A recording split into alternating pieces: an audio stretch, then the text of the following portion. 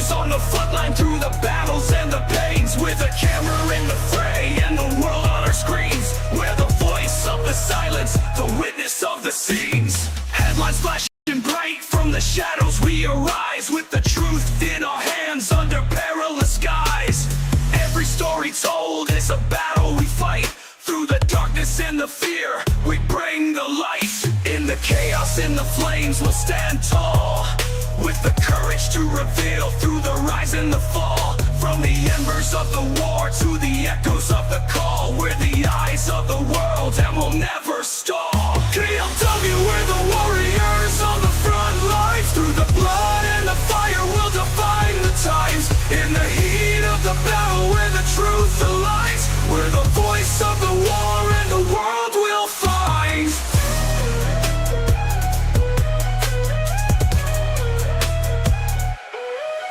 From the ruins and the wreckage, every story's told. Through the tears and the heartbreak, the bravery unfolds. In the darkest hours, when the world's torn apart, KLW brings the stories straight from the heart. With the cameras rolling through the wreckage and the pain, we capture the reality while the world remains. Every angle, every moment in the line of fire, we're the pulse of the battlefield, never to tire. KLW, we're the warriors on the front lines, through the blood and the fire we'll define the times. In the heat of the battle where the truth aligns, we're the voice of the war and the world will find. KLW, we're the warriors on the front lines, through the blood and the fire we'll define the times. In the heat of the battle where the truth aligns, we're the voice of the war and the world will find. Through the smoke and the ruins, we'll pierce the veil. With every breath we take and every tale, we're the heartbeat of the conflict in the shadowed frail. With KLW's vision, the truth won't fail. Stand firm, we're the beacon in the fray. Through the dust and the fury, we'll light the way. In the fight for the truth, where the heroes lay. KLW, the story's here to stay. KLW, we're the warriors on the front lines, through the blood and the fire we'll define the times. In the heat of the battle where the truth aligns, we're the voice of the war and the world will find. So here's to the courage and the tales we unfold. In the heart of the conflict, our story's told. KLW, with the truth we hold. In the fire of the war, our legacy bold.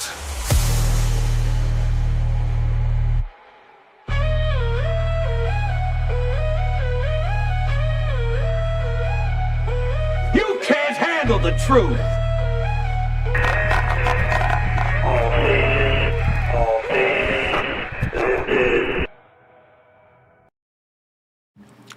KLW World News, folks. I'm back. I'm eating my dinner. The Air Force is telling CNN that the Special Forces aircraft that crashed into a car was on a training mission. So just got that.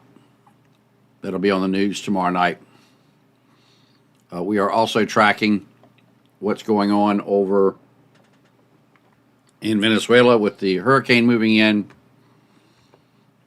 And I will bring up the big one here at KLW World News. We will put that up over the United States over here. So is that whatever is detected on the big one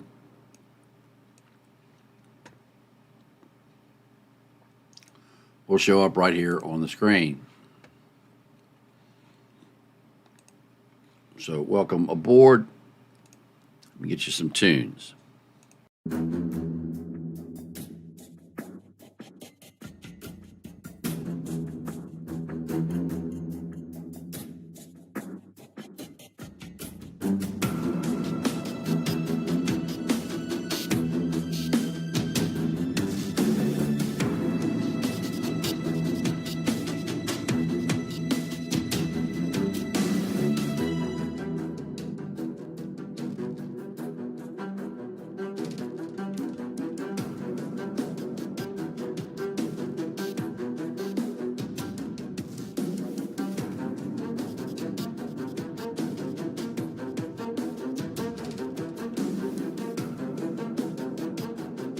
Welcome, Az Dollar.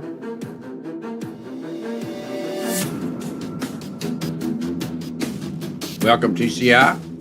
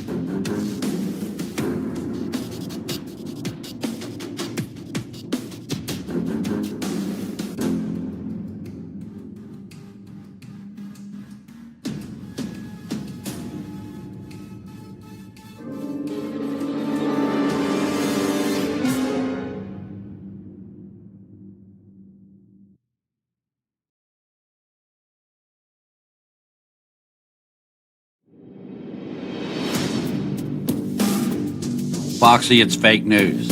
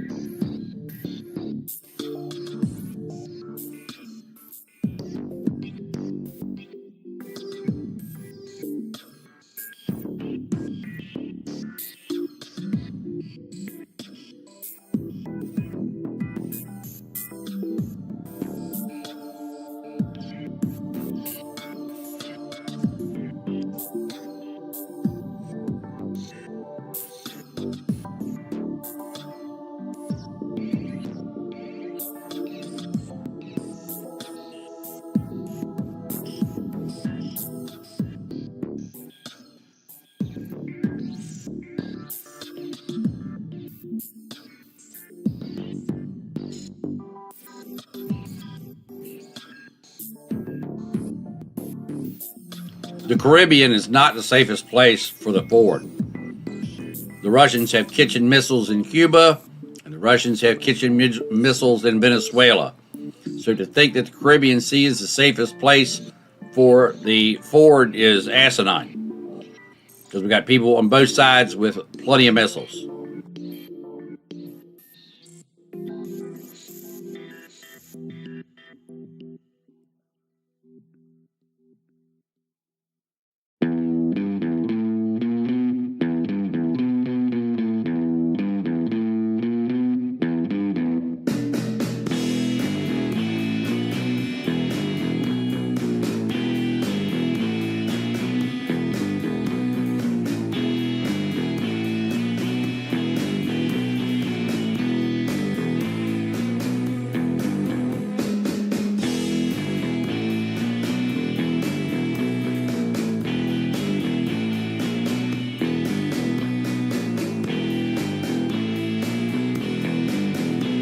Dory, you're welcome here anytime.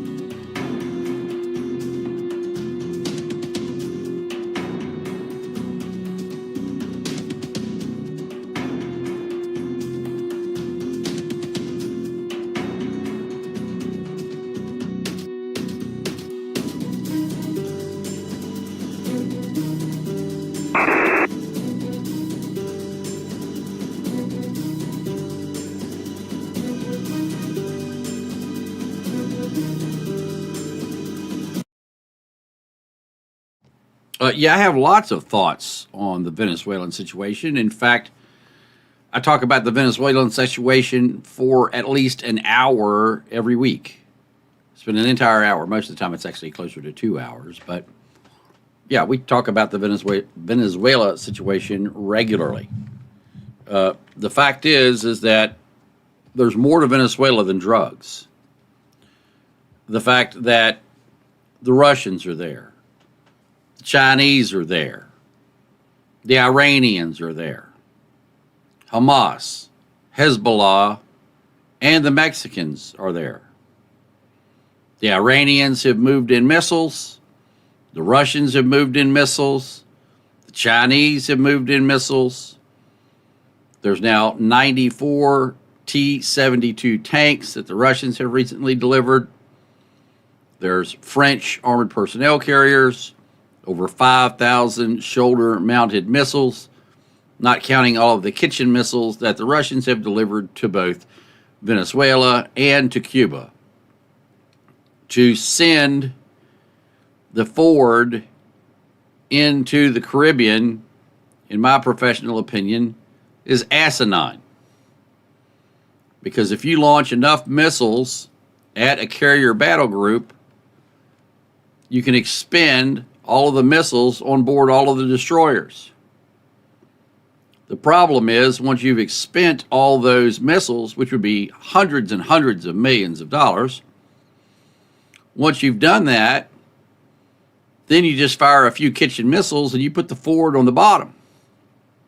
That's pretty simple. There's no place to hide in the Caribbean. So it would be very, very, very easy for Russia and China to sink the Ford in the Caribbean. I personally think it's asinine to move the Ford into the Caribbean. But when you got somebody like Hegseth who has no military leadership or tactical training, and then you have a president who is as bravado as Trump is, well, you're bound to have issues, and they're going to have some, because there's no way that you can put both of or that ship there, and it's I don't think it's good. I'll just put it to you that way.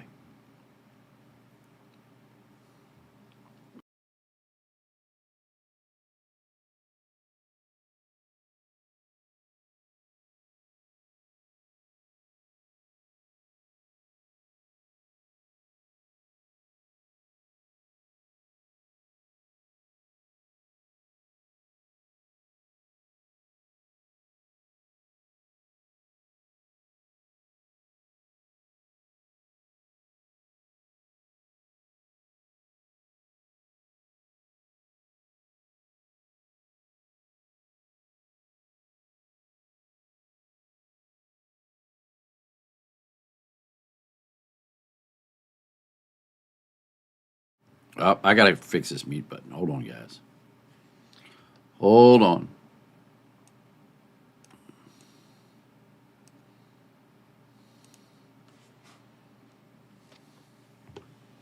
All right, now maybe I got it. Anyway, when you convert from 4K back to 1080 or from 1080 to 4K, it screws up everything. It screws up your cameras, it screws up all your frames, screws up your buttons, screws it all up. So let me get the chat. Yeah, I got it now. Thank you.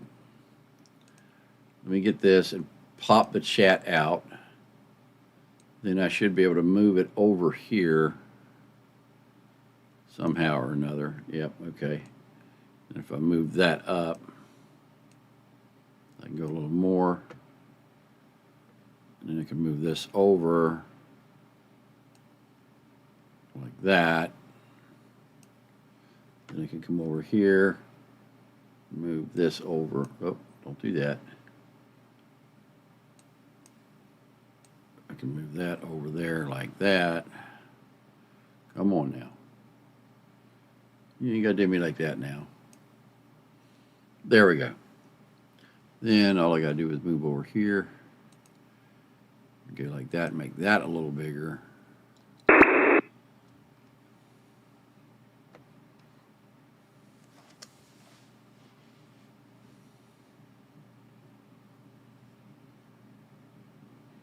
Yes, the USS Comfort was on deployed down there.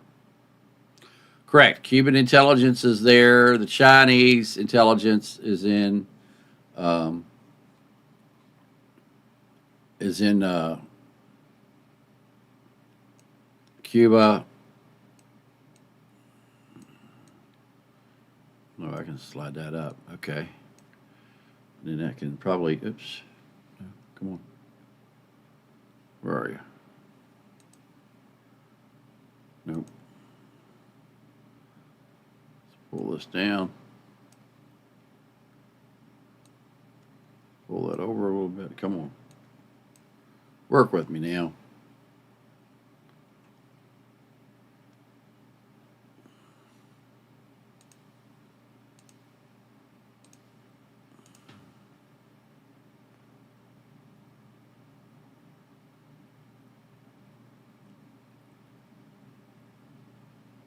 So, Eli, did I just accidentally make you a mod?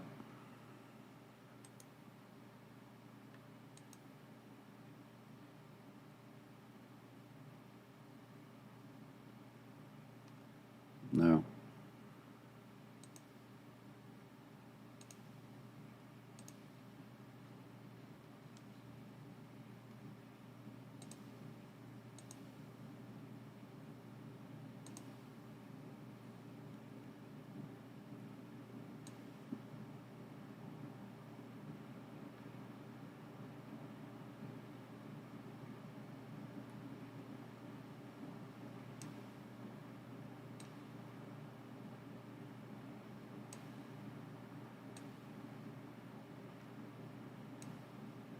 Oh, don't do that.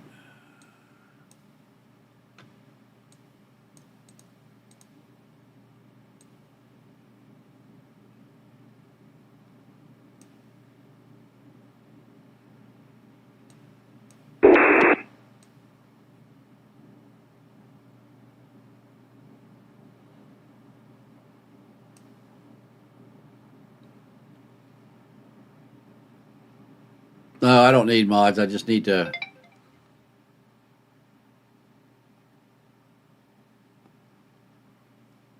I'm just trying to get this thing straightened out here.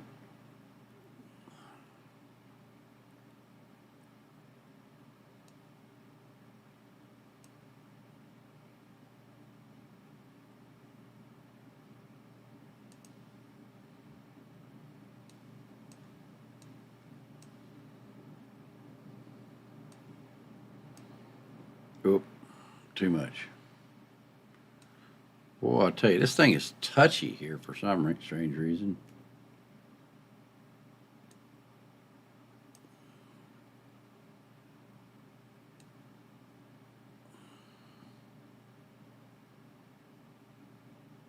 It wants to battle with me tonight. Yep. Okay.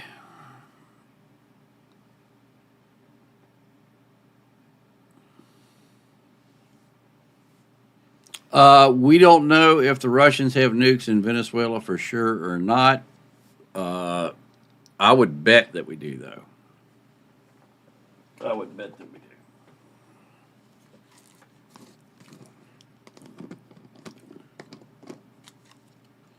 Yes, Venezuela is definitely a gathering hub for bricks.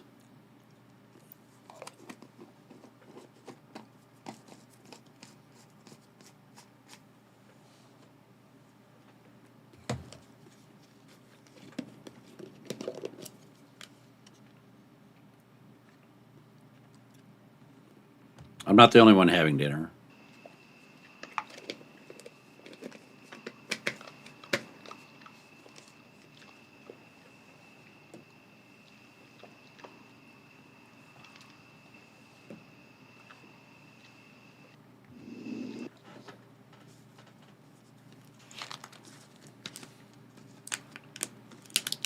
Yes, these are my vitamins. These what keep me looking young instead of old and fat. Well, the old part anyway.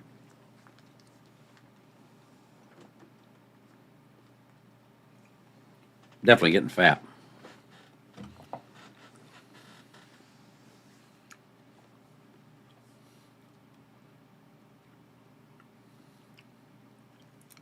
India does what's best for India. It's just the way India rolls.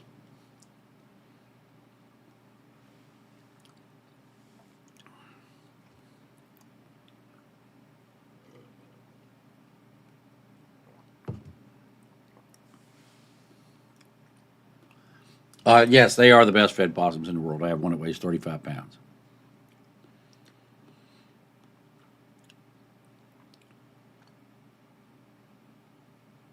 I've got about 8 of them now. Oh, that did that? Yeah, you weren't supposed to do that.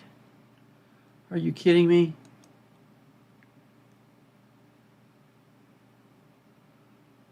Okay. I guess I'll live with it.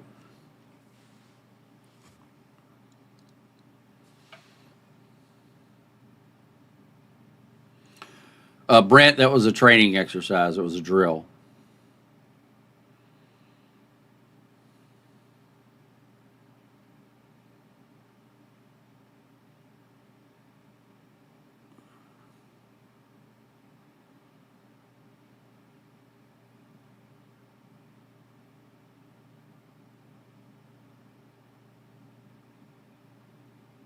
No, we haven't verified that there are nukes in Venezuela yet.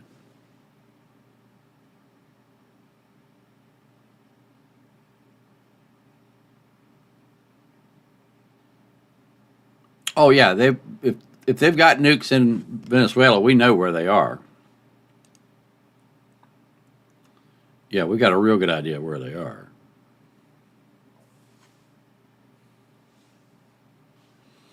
Well, Kevin, we've been waiting for the Hurricane Melissa to get out of the Caribbean, so she is on her way into Jamaica. So as soon as she gets on the other side of Cuba, I would say that everything would be clear to go. So I wouldn't think before Wednesday. But we're going to keep an eye on things until then. Well, even beyond. So 209 of you in here. So what do you think of the digs? We got the there. Back there we have the big one is up and operating. Then I got my shelf of radios over here. This is the KLW World News HFGCS network. KLW Kenwood digital radios. Another digital radio. Skyna Motorola G90 ATS 125, my Harris radio, and my 950. Yeah, I'd say within 21 days, somewhere along in there. Yep. Got the clock up. Oh, you know, what clock? Clock's over there. Digital atomic clock is here. And if you want the atomic clock, we can do this, which is to do that. And there's the atomic clock for you.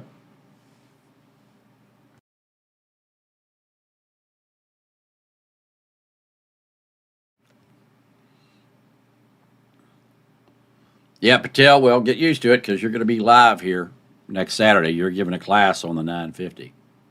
I don't know if you heard that the other day on the news, but we decided that you were going to teach the class on the 950. You said it was easier if people could see you, so we've decided to put you on the round table. So.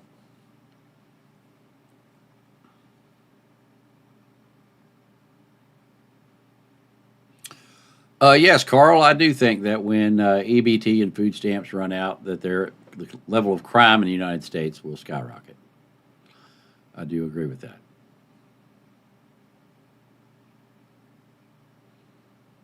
I mean, we had 12 people get shot in Washington, D.C. on Sunday night, or excuse me, Friday night. 12 people were shot. Yeah, something's coming on, Tim. Something's definitely coming.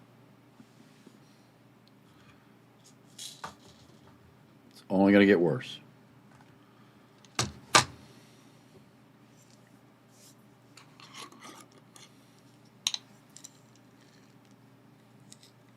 All right, look for it, Patel. Look forward to it.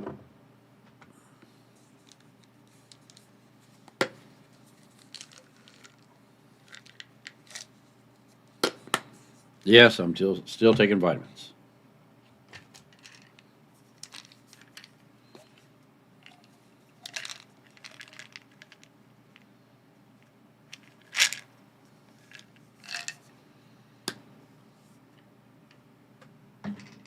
Eating well and taking vitamins is how you keep your girlish figure. However, the girlish figure I have is of one who is 13 months pregnant.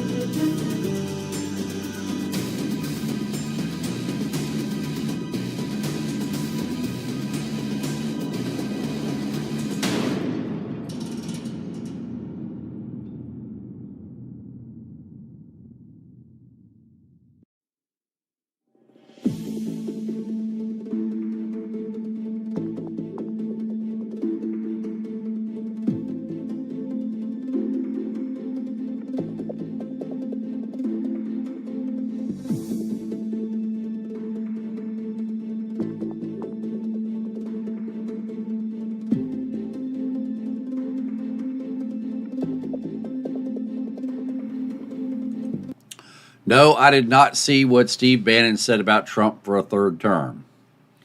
Do I think Trump will serve a third term? No. Do I think he can run for a third term? No. So will Trump be in the election, the next election? No.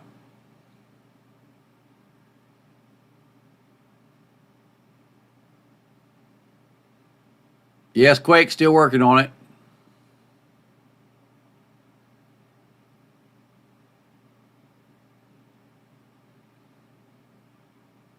Yeah, well, I used to have a nice physique, but I now suffer I'm afflicted by a severe disease. It's called the furniture disease. It's where your chest falls into your drawers.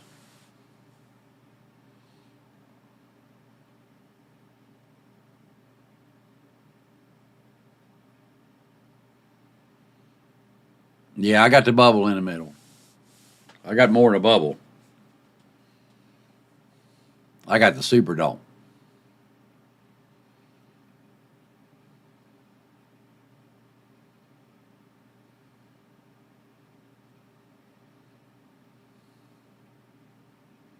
Yes, Ukraine is getting tomahawks.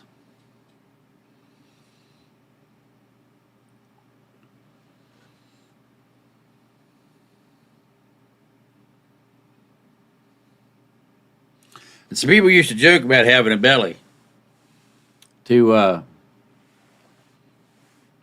that would cover their tool. So they would say that their belly sticking out over their shed over their tool. I don't have a shed. I've got a truck stop repair shop.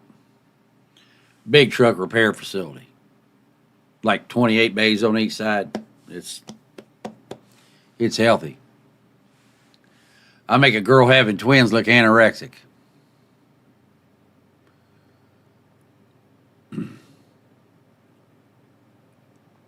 Hey, Nick, this is all your fault, dude. I'm blaming you. I mean, I'll blame JBL for a lot of stuff, but me being fat, that's your fault. You can't get out of it.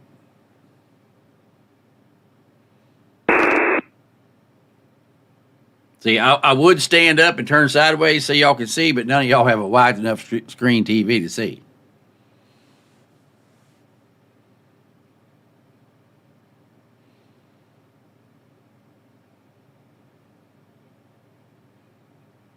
I'm so fat when I drive places, my belly button gets there 6 hours before I do.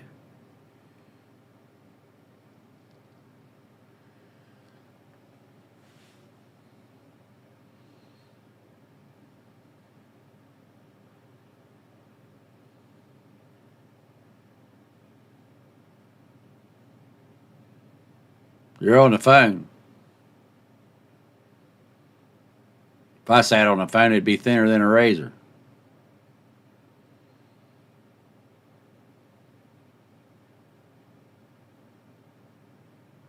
What fake forest background? This is interactive, dude. That's my monitor. This is my stuff. If it was fake, you can't pick up stuff off the shelf, dude. See that back there in the back, right here? See that? See that computer monitor? Here, let me show you.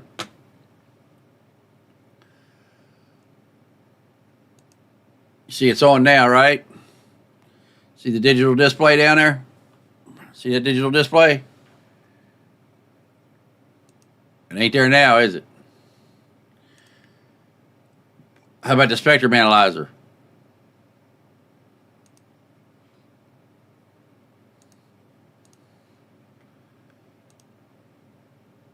Uh-huh.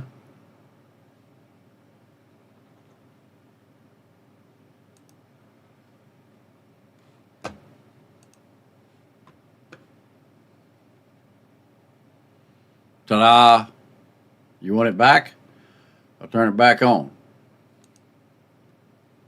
You ready? Dink. There you go. Watch the spectrum analyzer. It's not doing anything. Well, you can see my mouse on it. See my mouse? So we're going to start it going. There's a spectrum analyzer cut on. Now we're going to start it to scan. You ready?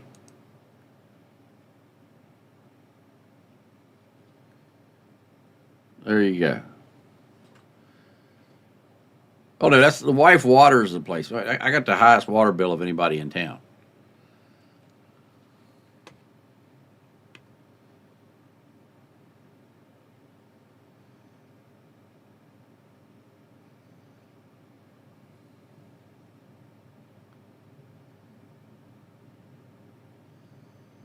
That's what it is. It's a spectrum analyzer. This is a spectrum analyzer right here. See this? Right here. It's a spectrum analyzer. It looks at the entire RF spectrum. Well, it doesn't matter what spectrum it looks at. If it looks at the RF spectrum or the AF spectrum, RF is radio frequency spectrum.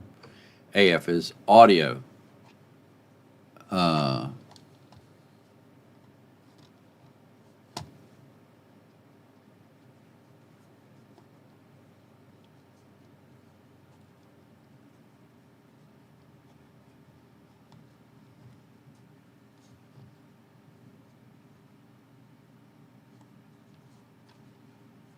Hey, you love the mouse? Here's the mouse. But it controls back there. See it? Go over the frequency counter right here. And this is the frequency that we're scanning right here.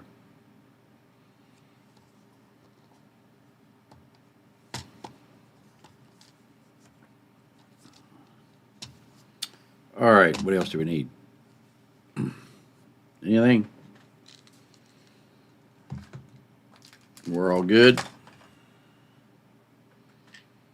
You guys got questions? I got some answers.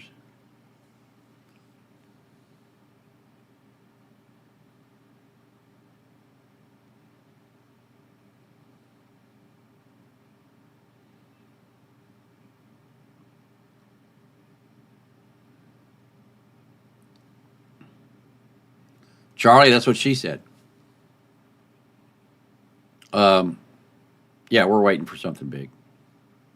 We had 46 EAMs today, one of them being 227 characters long. We have a channel dedicated to monitoring the hurricane. If you would like to see it, you can go over here.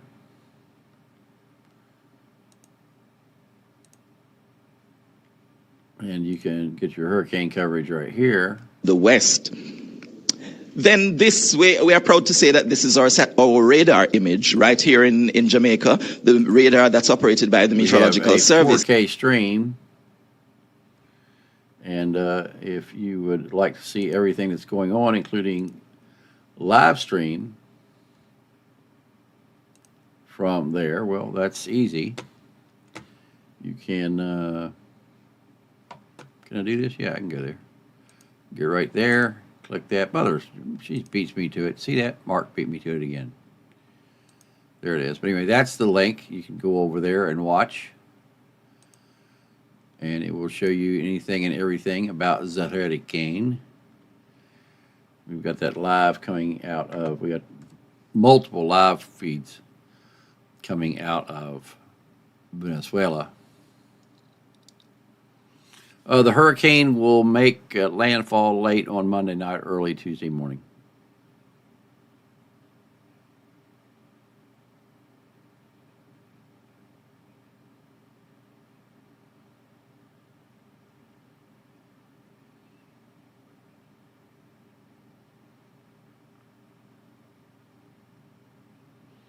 So, any other questions? Yes, Tuesday morning for the hurricane.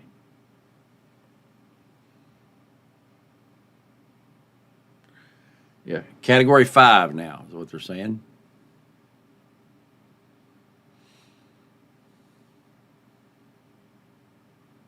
Well, I don't know where you're at, Robert. So, I can't tell you.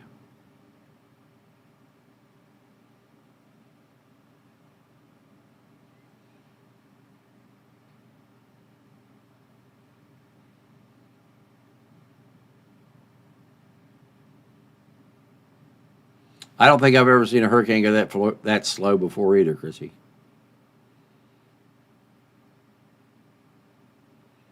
I mean, it's going almost as slow as I am when I get out of bed in the morning. Well, then he ain't got nothing to worry about if you're in South Carolina.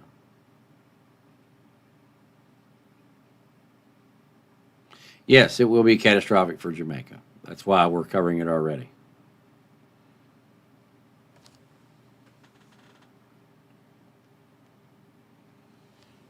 Let me get the creek up.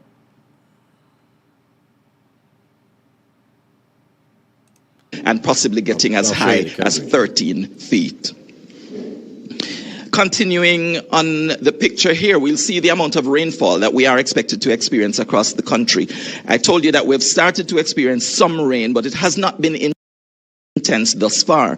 But when you look at this picture, you'll see that intense rainfall is projected across the country.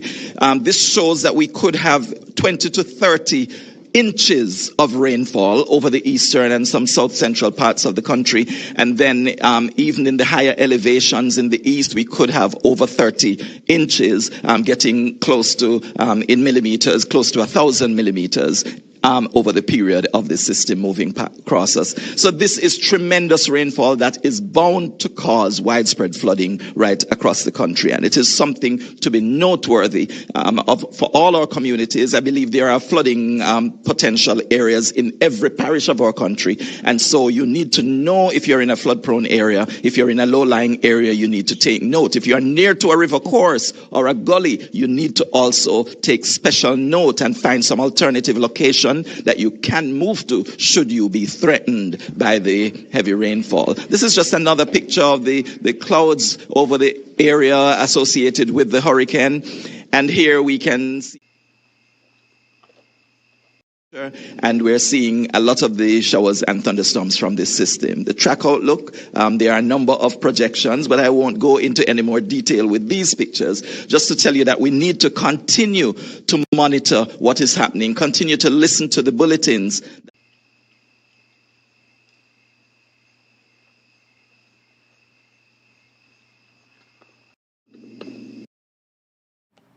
All right, so like I said, if you want to know what's going on down there, we have the link. It is pinned to the top of the chat. No, that wasn't a raccoon. That was one of my dogs.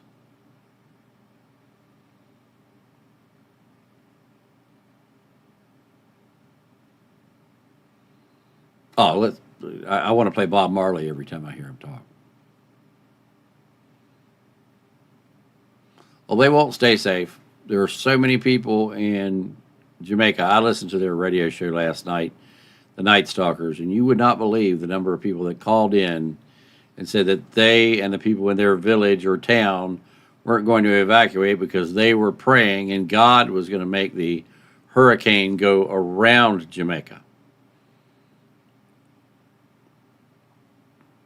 If they really want to see a feat, they could have the hurricane go around me. I mean, going around Jamaica is one thing, but to try to make it all the way around this thing, I mean, if you want to go across my gut, you need 2 buses, a plane, and a boat.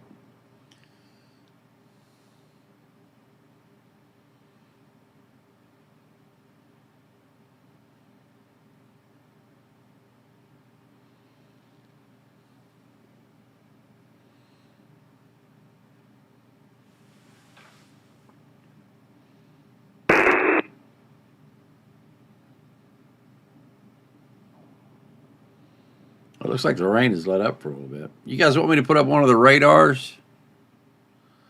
Yeah, my possums are my dogs. I have 7 of them. I actually have a dog too, but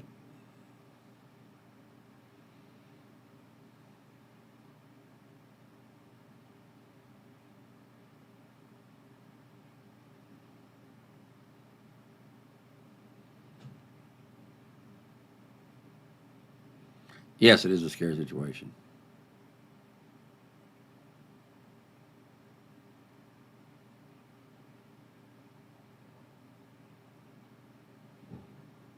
Yeah, it is a scary situation. I mean, look, having faith is one thing, but thinking that your prayers are going to make God move a hurricane around your island, yeah, it's going to be a lot of mudslides, a lot of flooding. I'm expecting hundreds, if not thousands, killed. Tens of thousands, if not hundreds of thousands, will be displaced. All of Kings Bay, all that area, Kingston. Do possums bite? If you piss them off, they will. And since they have 50 teeth, they will shred whatever they bite.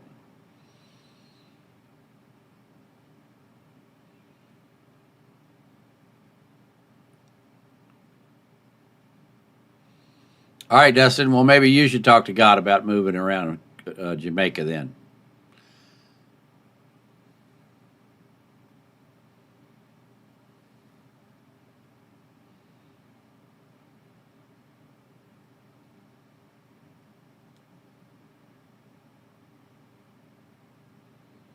Maybe you'll have better luck with him than I have.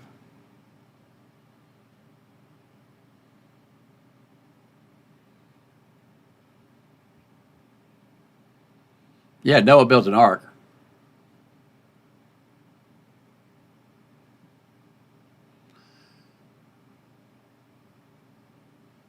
Yeah, Dustin, well, let me know how that works out. I'll keep watching the radar. I appreciate you talking to him. Talk to him for me if you would. Have him move the hurricane that way and move some cash this way.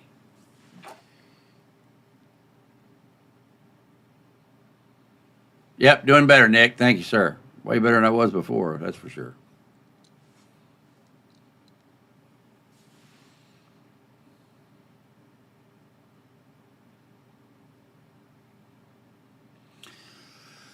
Yes, this is a War Watch on YouTube because we had 42 EAMs and one of them was 227 characters, which is highly unusual, plus the fact that the structure of the 227 character EAM had no quads.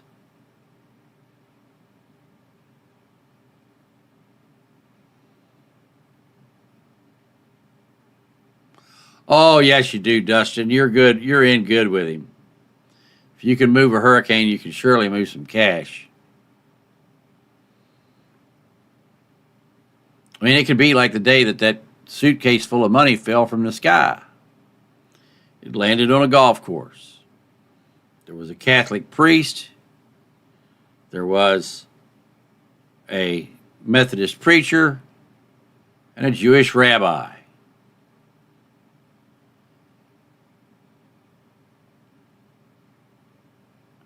And so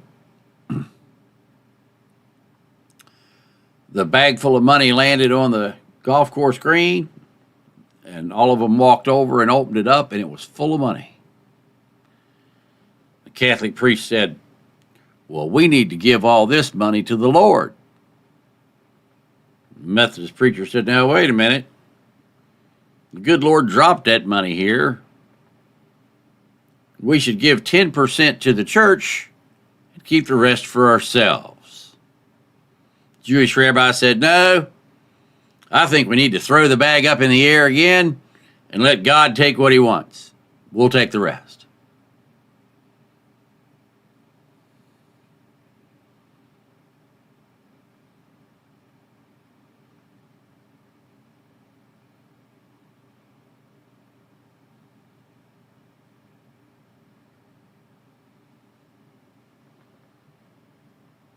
Yeah, that river's starting to come up. Here, I'll show you.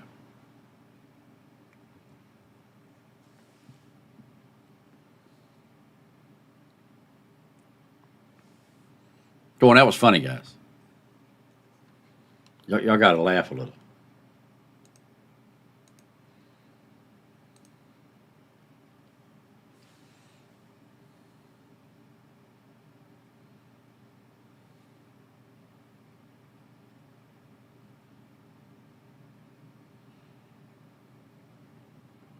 Christy says, "I'm a missionary," and he also said, "Listen to wisdom." I guess that's why you're here. You want to hear some words of wisdom. Well, we'll do our best to accommodate you.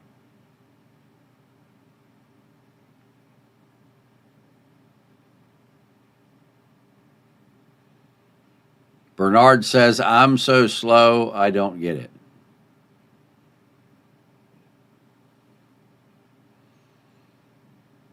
You throw the bag up in the air full of money and let God take what he wants. So if there's $1,000 in it and God wants $100 out of it, you'll get $900 back.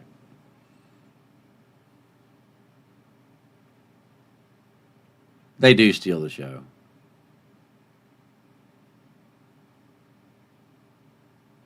Yes, it was Special Brad. It had no quads.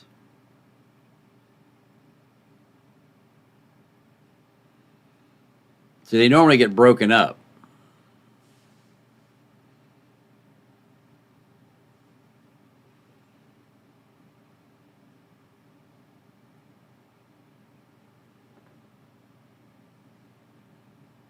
Right. Did y'all ever hear that one about Bill Cosby and Noah and the Ark? Let me see if I can find that.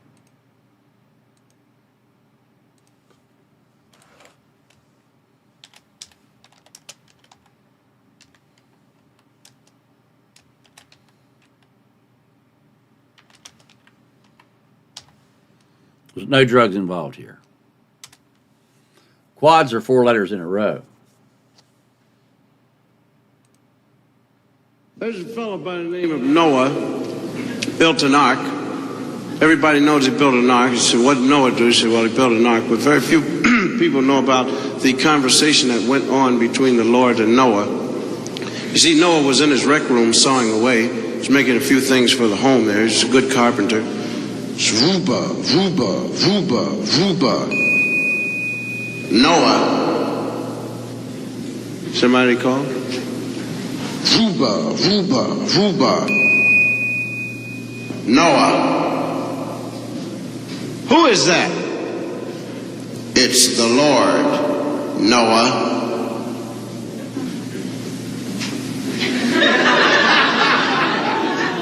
Right.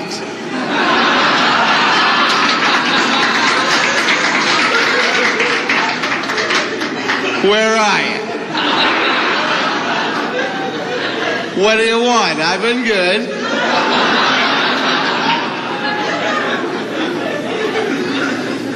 I want you to build an ark.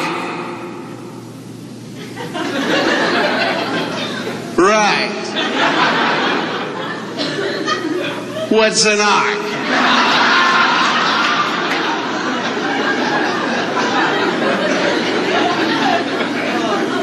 Get some wood, build it 300 cubits by 80 cubits by 40 cubits. Right. What's a cubit? Let's see, a cubit. I used to know what a cubit was. Well, don't worry about that, Noah. When you get that done, go out into the world, collect all of the animals in the world by twos, male and female, and put them into the ark. Right. Who is this really?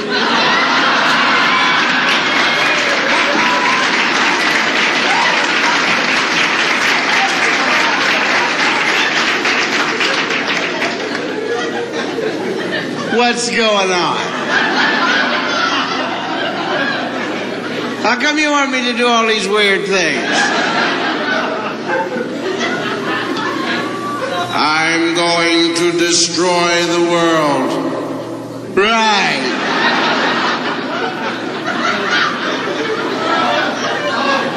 Am I on candid camera?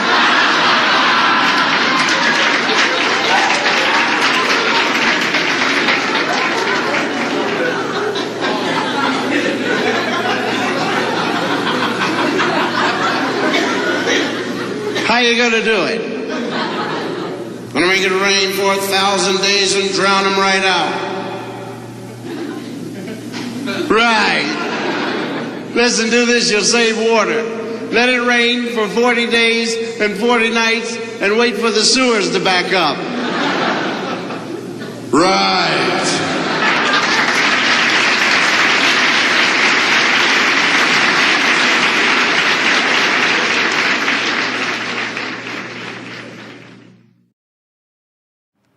So there you go. Now you know exactly how Noah was notified that he was to build an ark.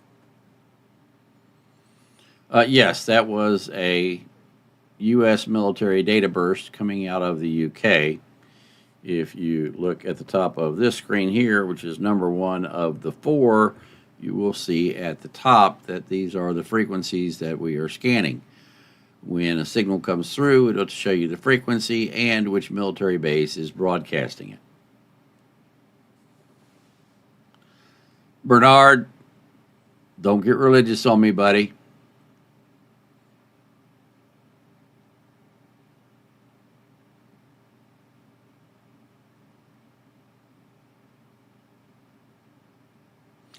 Yeah, similar to the old modem sound. And we have a high-speed modem here at KW World News. I can test it for you.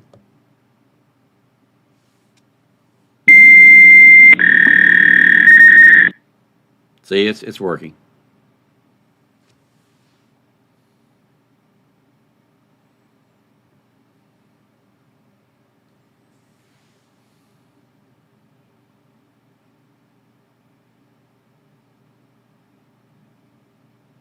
Sure thing, Dustin.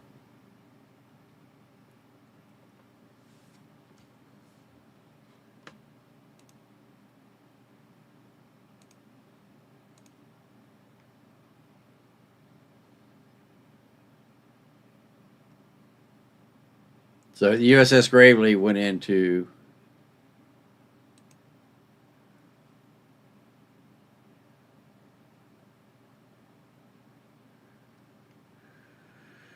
Tobago today.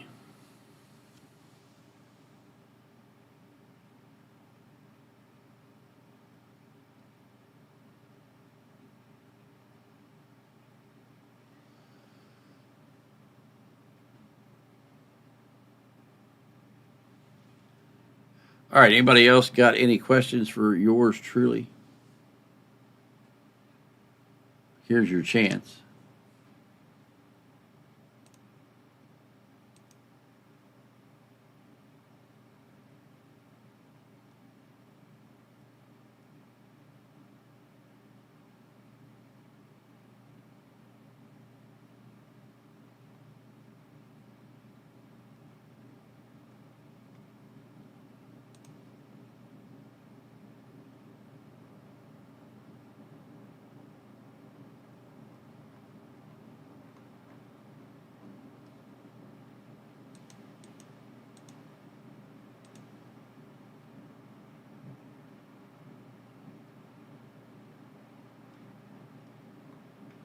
Ryan Hall says if you are anywhere near that hurricane, get out of the way. Dustin, this isn't a religious program. You need to go to the PTL club for that. And asking people what their faith is inappropriate.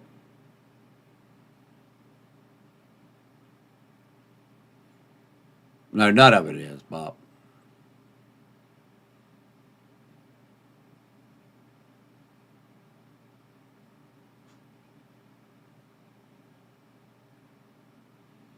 Oh, they don't even understand the rotary dial. I saw a hilarious video of a guy that the kids thought they knew everything, and he gave them a phone and told them to call a phone number on it.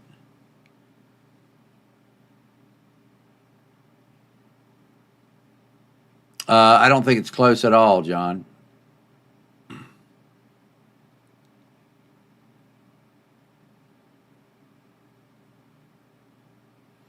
Because they're two different systems is why. That data burst is for ships going to a terminal, and that's data. An EAM is not data. An EAM is them telling them to open certain envelopes on the aircraft or the ship. So in a data burst, there's actually a message. In an EAM, there is no message. So let me explain how EAMs work.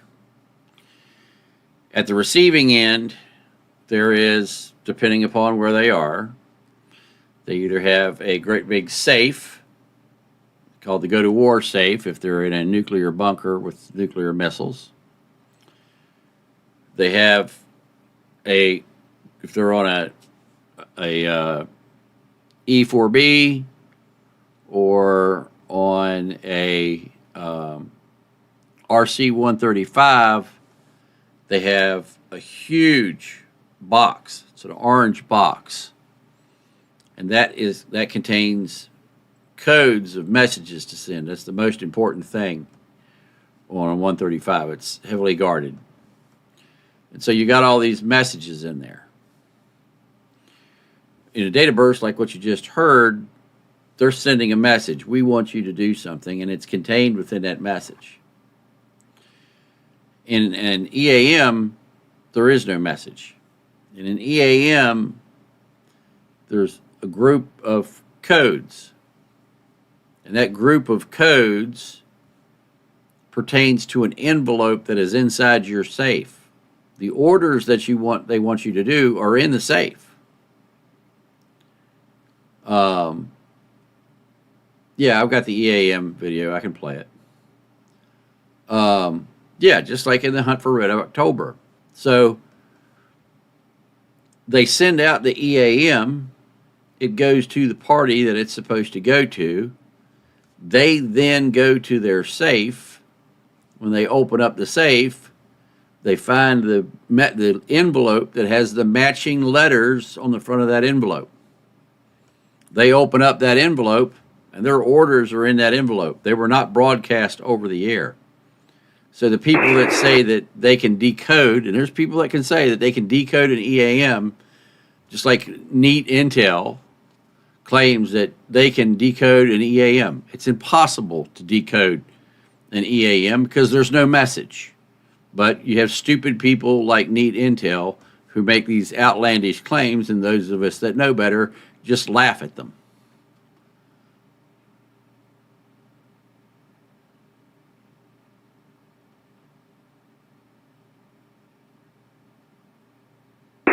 Yeah, we do our best to educate people, folks, there, Nick. Thank you. Let me see if I can find. Stand by. Let me see if I can find.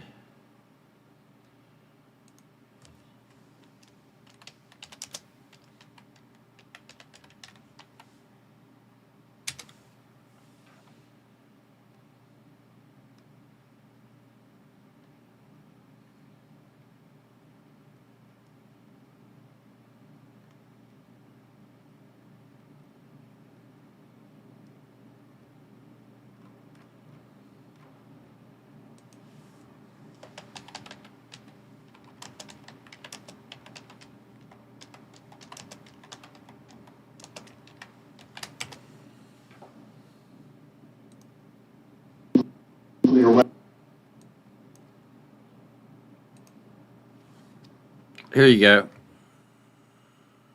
Nuclear weapon is the President of the United States. Nobody else. Now, wherever the President travels, he has an aide that travels with him that carries around a little briefcase called a football. Now, let's just, for the sake of argument, say, well, the President has decided it's time for us to retaliate.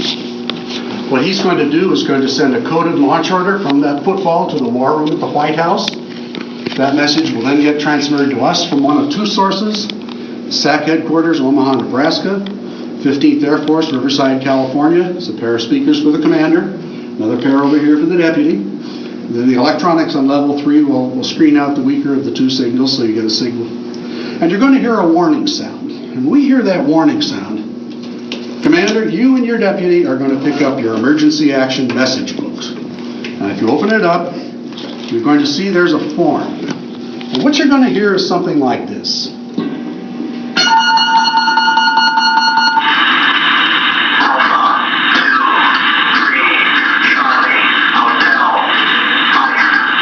Actually, that goes on for 35 characters. And the two of you are going to sit and fill out those forms using, again, this other state-of-the-art device known as a grease pencil. At the end of that transmission, end of message, repeat message, at which point the two of you will trade books. Go ahead, trade. And you're going to read each other's work. If you are 100% accurate, the two of you now have the authority to go over there and open the emergency war order safe, that red safe. Crews often called that the go-to-war safe. Now, if you notice, that safe has two combination locks on it. One lock belongs to the commander, the other one belongs to the deputy. You don't know each other's combination, so the two of you have to agree that you're going to take those locks off. So, you do that, and the first thing we're going to do is authenticate this launch. Now, embedded in that message is a string of 7 characters. You're going to look at the first 2 characters and find the envelope that has those first 2 characters on the outside, say Golf Alpha. You'll open that up, and you're going to extract a little plastic cookie. Now you're going to look at the final 5 characters in that string that I was talking about and compare that with the 5 characters on this cookie. And if they exactly agree, this is not a drill. We now know we have an authenticated order from the President of the United States that we're to launch our nuclear weapon. What else do we do? Embedded in that message is a way to calculate a launch time. The deputy will write that across the face of the clock. Greenwich Mean Time again. All right, folks. Might be immediately, might be 2 hours from now, it might be tomorrow morning. It all depends on the war strategy at the Pentagon. Next thing. Remember Chuck talked about the butterfly valve lock? Yes? No? As far as I'm concerned, that's the most important safety feature on this whole site to prevent unauthorized or unintentional launches. Now, when you go back up topside and walk around, go look at the first stage engine. And what you're going to see are an engine that has 2 thrust chambers. Each thrust chamber has an inlet line for fuel and an inlet line for the oxidizer. 4 lines. All 4 of those lines have to be open for this missile to fly. All 4 of those lines are equipped with butterfly valves like this, closed and open. One of the oxidizer lines has a lock on it. And in order for us to allow this missile to fly, we have to unlock that. And the way we do that is by entering a secret code, 6-digit code that came in with that launch order. It's the only and the first time the crew ever knew what that code was. So the commander is going to order her BMAT to enter that right up here. There's 6 little thumb wheels. Now each thumb wheel contains 16 characters. So how many possible combinations is that? 16 to the 6th power? I heard the answer. A lot. That's it. Actually, Commander, they taught you that when you're training. It's what it is. It's actually slightly less than 16,800,000, and only 1 works. Now, those sound like pretty good odds, don't they? The Air Force didn't think so. What they did, they put a tries counter in here, so you had 6 chances to guess that code. In order to prevent some bored crew member from 3 o'clock in the morning to come in here and start to fool around to see if they could guess the code, you had 6 chances to do that. If on the 7th chance, even if you got it right, this whole facility went on lockdown, and it would take many hours of of many technicians' work to bring the site back to active status. And Commander, if that happened when your crew was on duty, you have not enhanced your military career. Nobody touched that. So, what have we done? We've authenticated the launch, written the launch time, unlocked the butterfly valve, the missile's going to fly now. Last thing we do is we extract a pair of launch keys. There's one here for the commander. And Deputy, you have one way back over here. 2 keys. These 2 keys, they're kind of like your car. They're spring-loaded in the off position. They must be turned within 2 seconds of each other and held for 5 seconds. Now, notice how far apart those keys are. Actually, I measured it one time. It's 87 inches. Don't know about you, but I'm not aware of too many people with an 87-inch wingspan. Maybe LeBron James, I don't know. Plus, with that spring-loaded, you can't come over here and turn your key, then quickly run over here and turn that one. That ain't going to work. So again, here we have a situation. The 2 of you have to agree that you're going to turn those keys. Do you agree to do that? Okay, stand up. Put your left hand on the key. Don't turn anything, I tell you.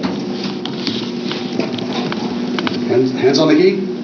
Ooh, wait a minute. I forgot to tell you guys something. See this first light over here? It's a green light that says launch enable. When you turn those keys, that launch enable light is going to come on.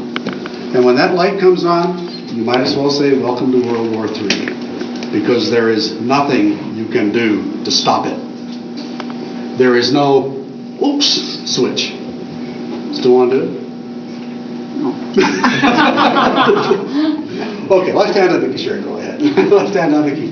Okay, Commander, you're the boss, so what you say is 3, 2, 1, launch. And when you say launch, the 2 of you turn the keys to the right and hold them. 3, 2, 1, launch. Takes 5 seconds.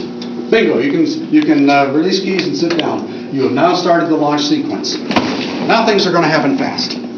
Launch enable light.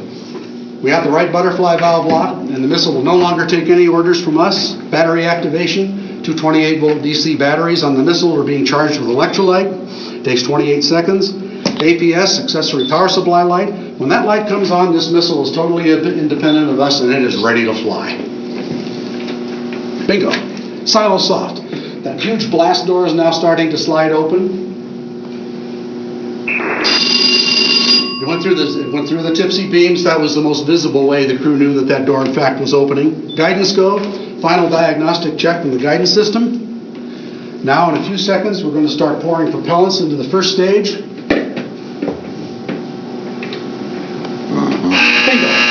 3 to 4 seconds later, we've developed enough thrust, those explosive bolts will pop, and we have liftoff. Think about that. From the time the 2 of you turned your keys to the time that missile was gone, 58 seconds. 30 to 35 minutes later, some 6,000 miles away, target number 2 is going to disappear under a fireball many times brighter than the sun, 3 to 4 miles in diameter. But Commander, you've done your duty as ordered by your president, but you have a few things we need to do. First of all, we've got fires in the silo. We've essentially destroyed the silo. These were designed for a single launch. Finally, you want to close that blast door, because with that blast door open, we're vulnerable. So you do that. Then what we've been doing is following a checklist over there. Final item on that checklist is await further orders. Well, where are they going to come from? We're in the middle of a nuclear war. The Air Force was good to us. We've got food and water up there for maybe 30 days. That blast valve slammed shut, so we're now on recycle air. We think we could probably survive down here for 3 to 4 weeks before we would start slowly suffocating to death. We never ran that experiment, so I don't know that for sure. So, Commander, after about 3 weeks, if you haven't heard anything, you have a tough decision to make. You're going to sit down here and keep your crew down here and suffocate to death, or are you going to take a chance and go out through that emergency escape group into an unknown world? It's your call. Thank God, nobody on our side or their side ever had to make that decision. As scary as it is, peace through deterrence worked. The alternative, mutually assured destruction, they didn't want that, we didn't want that. Nobody wins in a nuclear war. It's only degrees and losers. With that, where's my colleague? Hi, right here. A couple of rules. All right, so I actually gave a tour, a private tour, at that missile museum. So if you guys would like to see that, let me know. And yes, that's why a 74 character message is very interesting, because a 74 character message is a 35 character message with a quad and another 35 character message. So if you guys want to see the tour, I can arrange that for you because I have it. So anybody want to see a tour of the facility?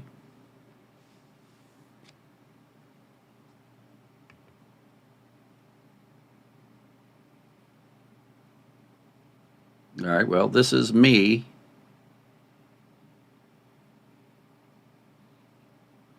giving a tour. Bob? All right, folks, we are here. We are entering the missile silo. And we've got this fine gentleman here giving us the tour. Yes. After you, sir. We got 55 steps to go down right now. All right, now a couple things. This is the beginning of the 55 steps, but this is the second phone call point, correct? That is correct. This is the second phone call, so they would have made a phone call outside, and they would have had to have gotten here within 3 minutes, Correct. and then... That can that they get the code at the That's right, entrance. yeah, so once they get the code to get into the entrance, they actually light it on fire and burn it in this can, so as that nobody can ever see the entrance code. Correct. And then this is the only video camera in the whole facility right there. And that's to make sure nobody came in through that doorway with the commander. And then this door here would be closed and we would continue on down.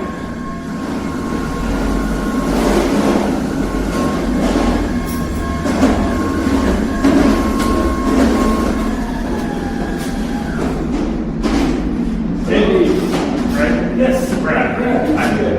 We've met before, but maybe not officially. Not officially, yeah, good to see you. How are you, sir? Doing well, doing well. Nice to meet you.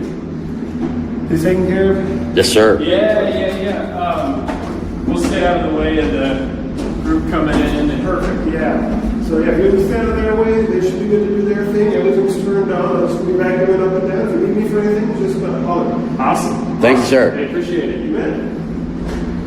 We'll move back around, all right? Blast doors. This is the blast lock area. So we've come down the steps. We've entered the area where there's two giant blast lock doors.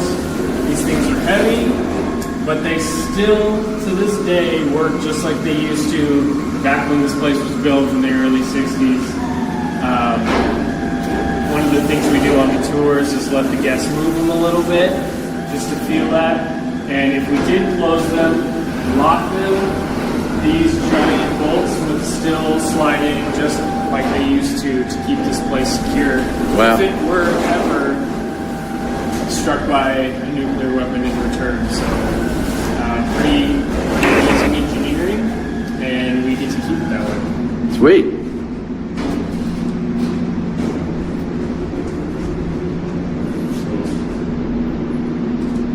Wow.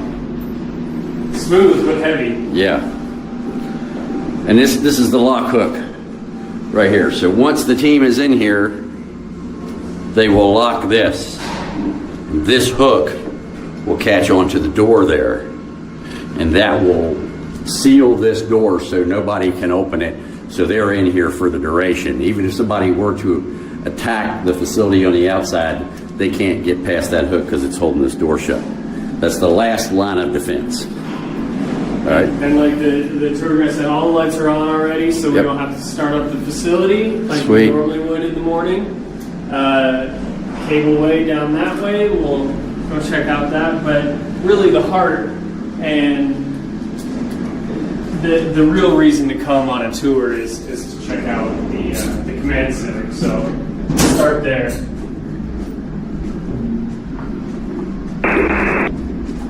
Yes, this is the inside of a Minuteman silo. Nice. Nice. And the one camera that you mentioned, It was right got there. our tour guide Right. vacuuming the stairs at the moment, which is great, just for a visual. That's what the commander in this chair would see if he needed to let somebody in.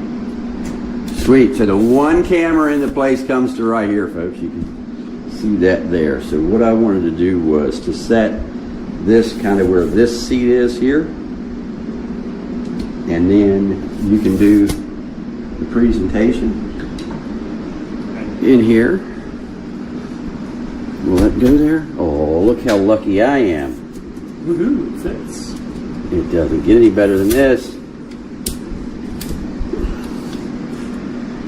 This is not at all like the Trump Ballroom. There we go. All right, folks, we are in.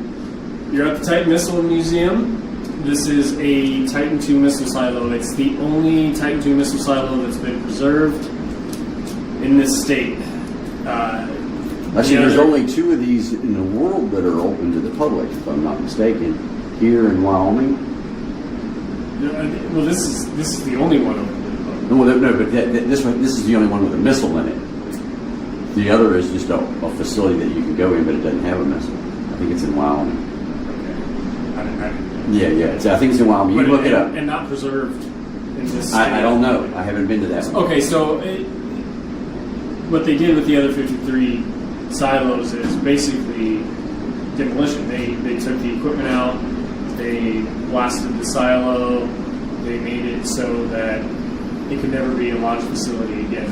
And so did we, but in a very different way. We preserved this in a historic manner. Everything that you see here is original, and we've got the missile silo still intact, and we're able to even put the Titan II back into Right, you're the only Titan II in a missile silo in the world. So this is the United States' largest missile that we've ever put into operation, size-wise.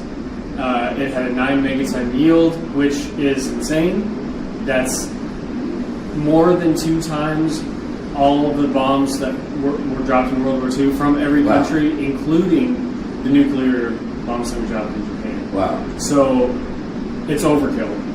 It's an insane amount of overkill. And the idea behind that is peace through deterrence. You won't launch your missiles, because if you launch your missiles, we'll launch our missiles.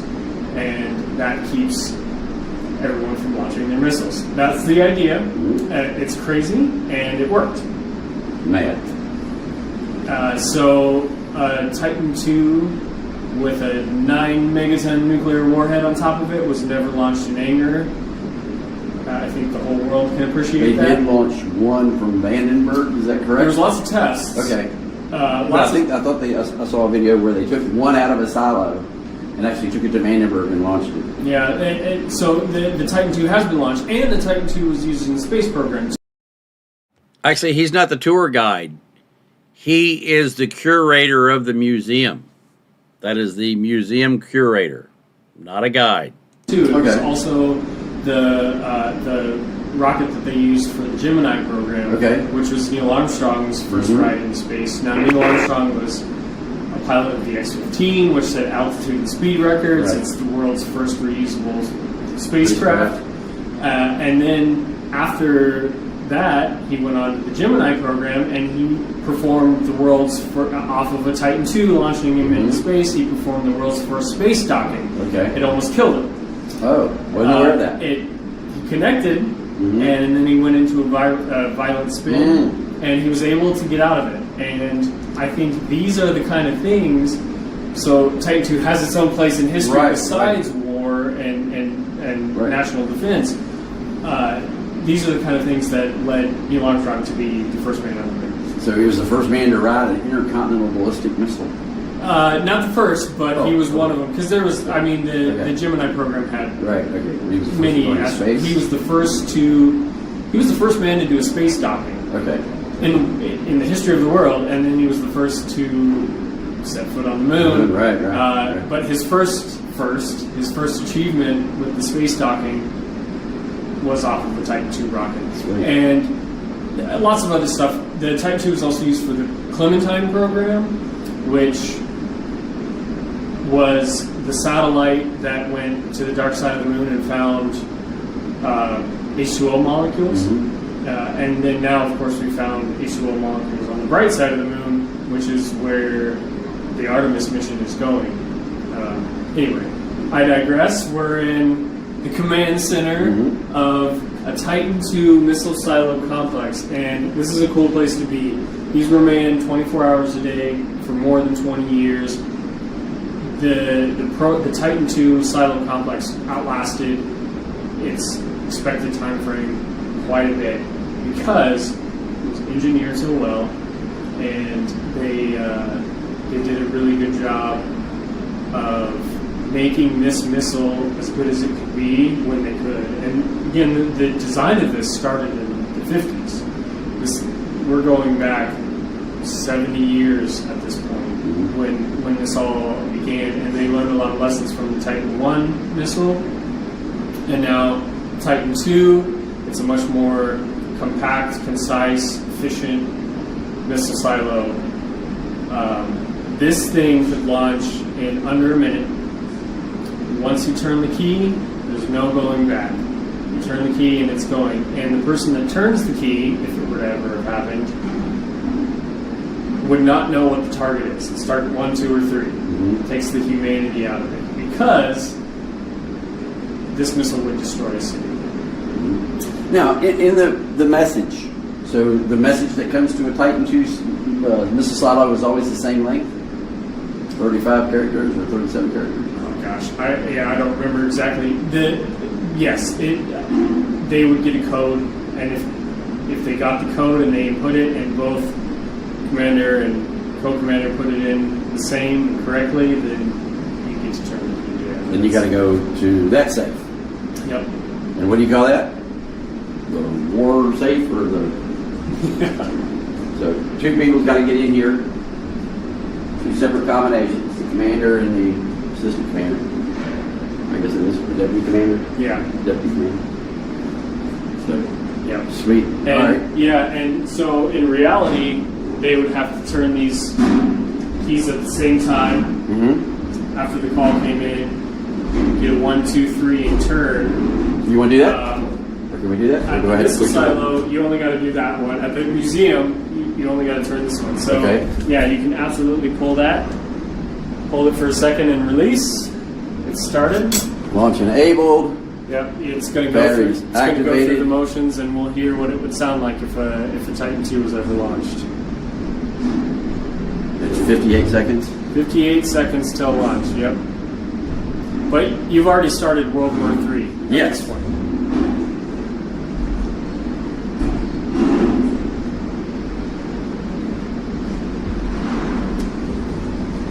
That's assuming that they turned on the launch sequence back here, because again, this is a museum. Yeah. Oh, they did. There we go.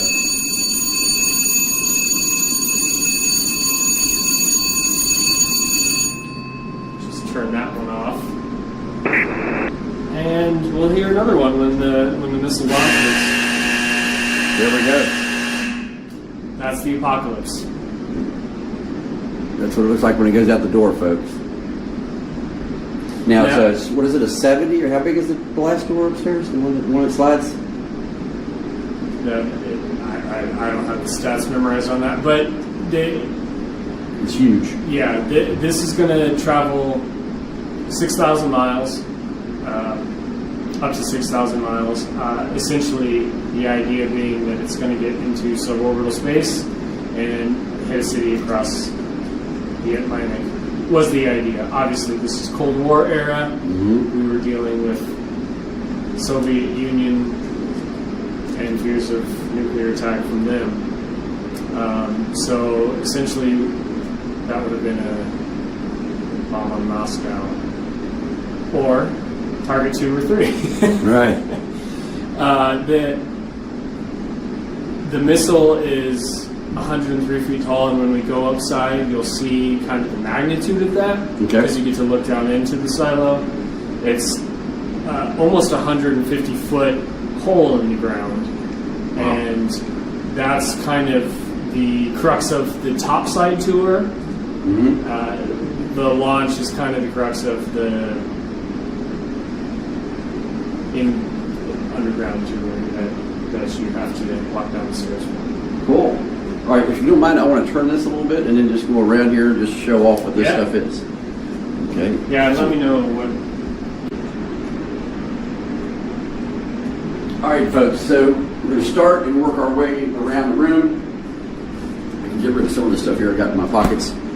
And this is where being the senior technologist for the U.S. Army and Communications Electronics Command is going to help a little bit. So here is the safe. Now, this is the same kind of safe that we had in the Pentagon on 9/11 that I had to take out. So if you ever wanted to know what the safes that looked like that I had to move out of the Pentagon, there it is. And I'm going to rotate this a little bit more just to make sure that we get it the way we want it here. And you guys get to see all of it. So here's the safe.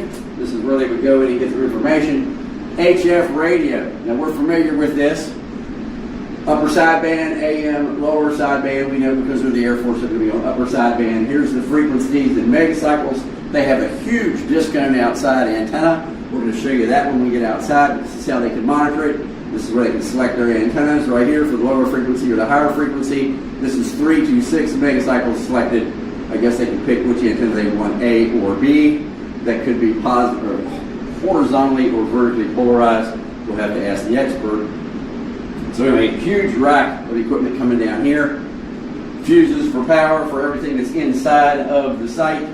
As we come around, we talked about the 2 speakers before over there. They also have 2 speakers over here, and that is Mainsail and West Coast Now, I believe, is who's transmitting on that on 8992 and 11175.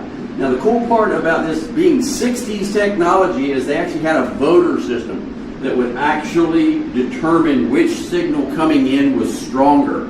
And whichever signal coming in was stronger was the signal that they would use and bring into the site down here. This is also the butterfly valve. When they talk about the code that they have to put in for the butterfly valve, this is it. There's 16 positions per character and 6 characters. So a lot of possible combinations, and they can only try this 6 times. On the 7th time it locks the facility down, and well, it takes a long time to get it back up. And if one of your people does that, well, you've ruined your career in the Air Force or done nothing to improve it. So you've got your access, your spares, hydraulic systems, switches, you name it, all of your voltage. This is a 450 volt system they have here, and they have a 500 kW generator, huge generator that has, am I correct, 5,000 gallons of diesel fuel, I believe, is what's in it. Now they will tell you that they will give you 30 days worth of food, 30 days worth of water, and almost 30 days worth of air. The problem is they don't tell you they only give you a couple days worth of electricity. Because if an EMP goes off outside, the grid is down, which means no power is coming to the facility, and that great big 500 kW generator downstairs is going to trudge along using gallons of fuel for so many days, and then it's going to go quiet, and it's going to be dark in here for the duration. So again, this is the one camera that they've got set up. I guess this is to be able to talk to the guys at the, I guess this is throughout the entire facility. And then here are the actual code books. This is what they look like. So you can see them all here. Here is the butterfly valve. This is what is closed and open to allow the oxidizer to get into the rocket. And this is what is open and closed by this butterfly valve. And so if this valve is not set, if these digits are not correctly set, this valve will not open, and the missile will never leave the silo, and you won't have a job here anymore. Okay, I think that's about it for in here. Of course, the clock here, this is a hand-wound clock. This is not electric, and this is hacked twice a day.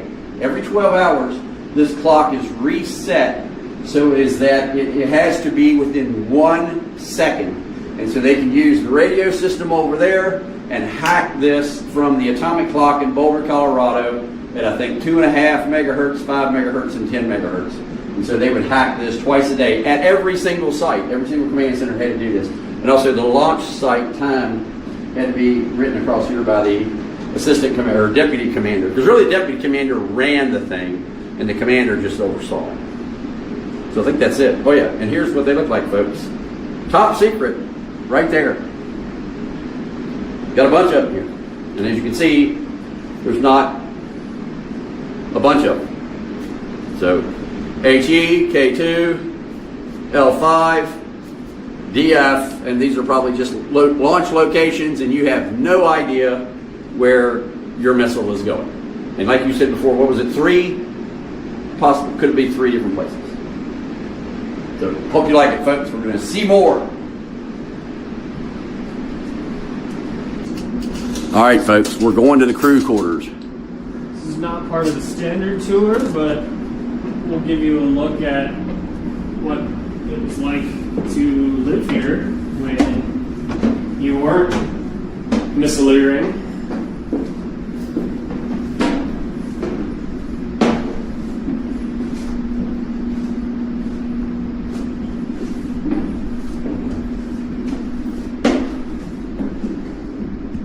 So in here we have the kitchen. Cards and ashtrays still in place. And you could smoke here, and you could smoke downstairs. Yep. And those were the only 2 places from what I understand, inside the facility that you could smoke. That's correct, yeah. But in the 60s, almost everybody smoked. Yeah. Yeah, there probably would have been a lot of butts, as they say.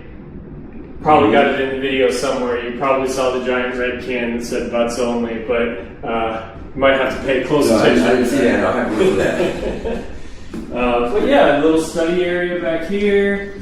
Everything All is the kind original of China folks. This is exactly what they ate with. There's the kind of Air Force stripe there. It does feel very Air Force. Yes. Awesome. And then ground straps. Let me get back here. So yeah, this is, and one of the things we didn't mention downstairs is everything is on a giant set of springs. and we'll show you that when we go back downstairs. There's one right past the staircase. Yeah, but you can see the outcome of that right here, because if this place ever experienced an earthquake or a nuclear attack, it would, unless directly hit, it would remain stable, and so everything would stay operational. And it moves up and down 1.5 feet and sideways a foot. Yeah, and again, if it's a direct hit, it's going to carve out the earth, Right. in this anyway. But if it experiences the shock waves, this place is still stable. And here's a little room to study in. A lot of people took college courses and would study over there. Even got cards. I'll let you go in there first. And then this is a bunk room. Now, the interesting part about the bunk room is it wasn't until, was it 78, I think, that they would allow female soldiers. Right, so that partition wouldn't have been there. Right, so prior to 78, you wouldn't see this. After 78, this was the privacy for the female officers who would be working down here, and they're either a lieutenant or a captain, I believe, one of those two to be in here. Standard military cots. I slept on one of these for a long time. The older World War II version, that looks more like the Korean War version. Yeah, again, going back to the 60s with all this, and all we've done is preserve it. It's a snapshot in time. It's a way to go back in time, in a way. It's one of the newest National Historic Landmarks, And I think pretty evident reason for that. Most national landmarks are ancient, right? This is not ancient. This is modern history and has its place in need to be preserved. Forever. Love it.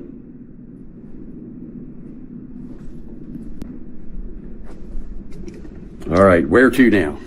Let's go see if they're still in the silo. I have no idea. I don't know what they do, to be honest.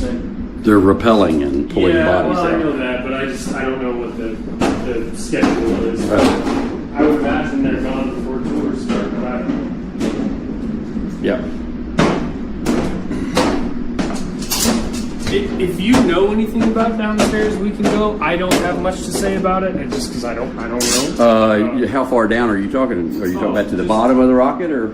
Well, no, I can't take you down there. Okay. Unfortunately, the elevator. No, all I need to do is see the side of it. The nose cone's fine with me. Yeah. No, but I mean like the equipment area. No. Because the only thing that's down there is the generator, the HVAC, the water. Well, I think the cool part is the escape hatch, but Well, yeah, but that's just a hole in It's the just a wall, hole, and it yeah. just comes up to a vent. So, yeah. yeah, I'm not worried about the escape hatch. Okay.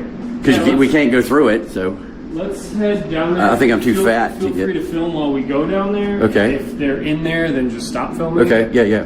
I'll let you go first, Okay. and then if you see, stay stop. Yeah. Okay. Okay, so I'll just follow you. But I mean, the walk down the cableway is a cool experience. Right, and this is going out to the silo. Right. So we are. Yeah, we're essentially leaving the command center now. We're gonna go check out the missile along the way. We have a display about the Rapco. This is the fuel equipment handlers. Now, this is the most dangerous job here, folks. Correct. The stuff that is inside this missile will kill you if you smell it, and it will burn a hole through you if you get it on you. Yeah, the fuel and oxidizer are extremely toxic. It's hypergolic reaction. Yeah, I think so. And when the two touch, they ignite. And that's why the Titan missile could launch so spontaneously within a minute, because the fuel is already stored on the missile. Right. Now, There was one occasion that what? that went bad. Yes, there was a couple occasions that went bad. Okay, I the only most- knew of one. The most famous one is Damascus, which the socket dropped down into the missile silo, punctured the oxidizer, and it started leaking. And eventually, the rocket set off. And Oh, wow. the warhead blew out of the silo. It did not ignite because a nuclear reaction is way different than Right. a hypergolic reaction. but yeah. But there was a really serious incident with the fuel handlers as well, and yeah, so it took extreme measures to make sure that everything was done safely. You'll see patches all over these, and that's to make sure that there is no potential for the oxidizer or the fuel to get through the suit. It's essentially a spacesuit, but without AC. So if you're in Arizona and you're wearing one of those, it's not going to feel great, I imagine. Yep. Awesome. Emergency showers throughout. I remember the GPS signal lost. I guess we're pretty deep. the tour guide that is a veteran of a Titan II missile silo would say, if the oxidizer got on you, there's no point to an emergency shower. It's too late. Right.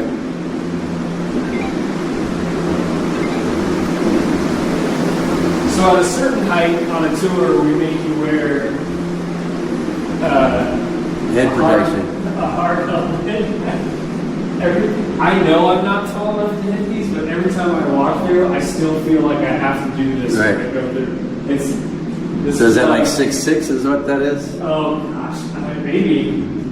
Yeah, that's probably close.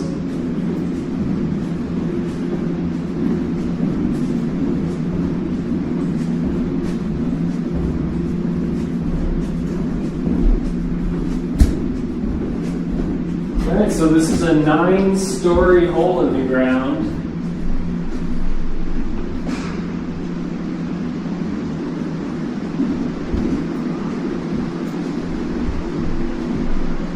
So there it is, folks. 10 feet diameter. And that's 103 nickel feet tall. copper, is that correct? Yeah. And you can't weld it, folks. Every bit of that thing is put together with rivets and screws. You can't weld nickel copper.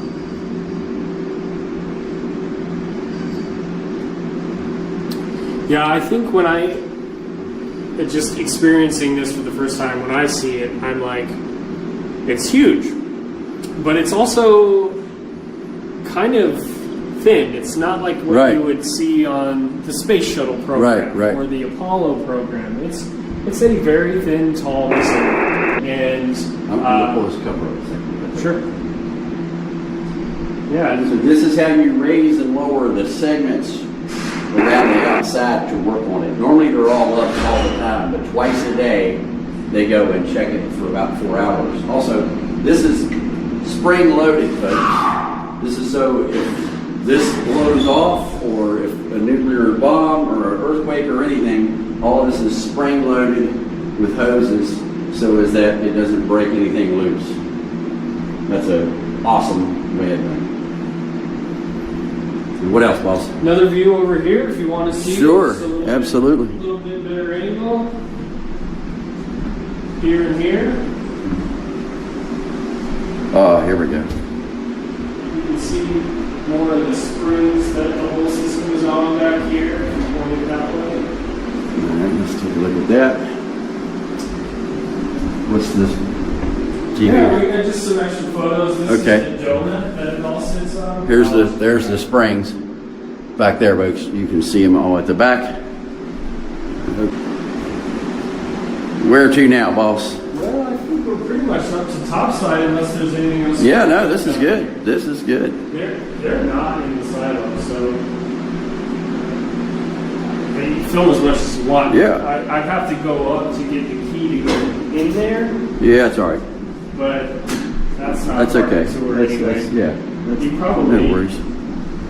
best to do. I don't know if you want to film anything more on the control center with the springs or anything like that, but otherwise, I think the next best thing to look at is the topside view. Okay, well, one thing I do want to do is get some thermal imagery. Okay. So if we can go back into the control center, and I'll just go in there with the thermal imager, and we'll look at all the consoles with the thermal imager, Yeah, and then we can go topside. if the tour comes down, we'll have to. Yeah, but I'll only be there a minute. I mean, yeah, you gotta do this. Yeah, yeah. I'm just going to go around the room with the thermal imager, a minute, minute and a half at most.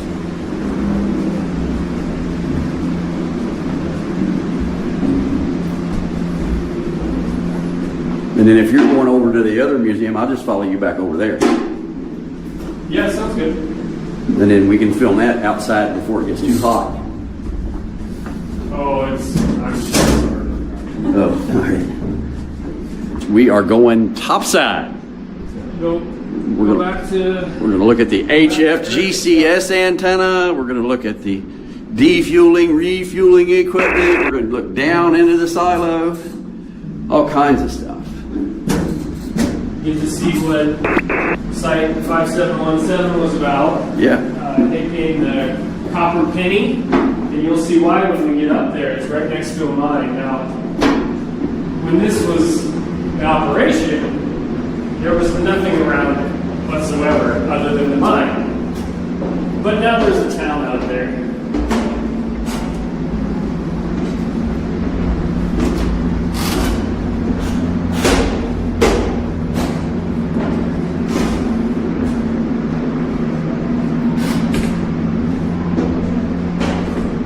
The first tour of the day. Okay. About to come in. Good. Perfect timing. Yeah, we nailed it.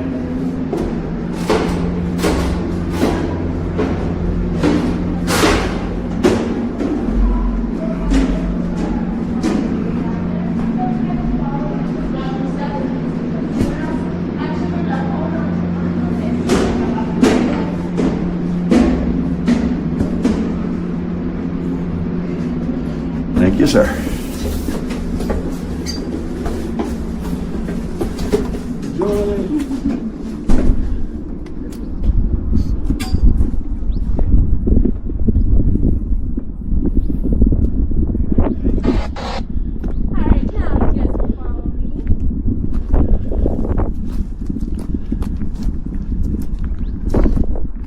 So we actually have the type of A Huey. Huey that the missileers would use, and what distinguishes this Huey from the other Hueys, because it is probably the most popular helicopter in the entire world, is just the engine.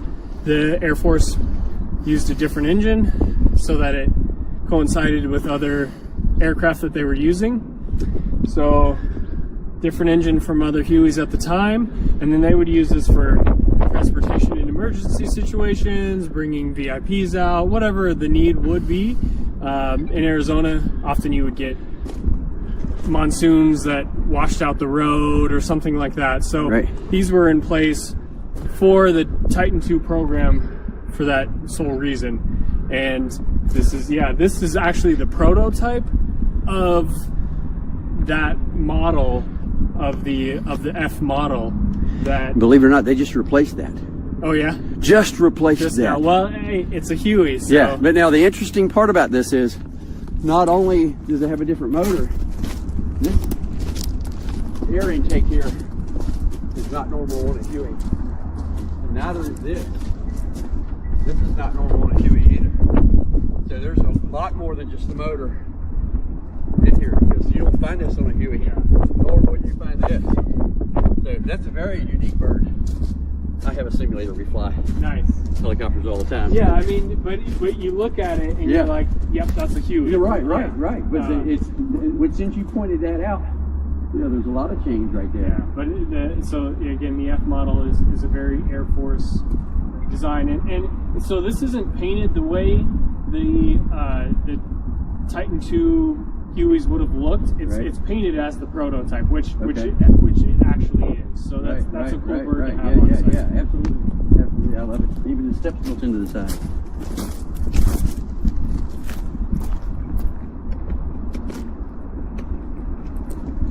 That's low band base security. Fold it over.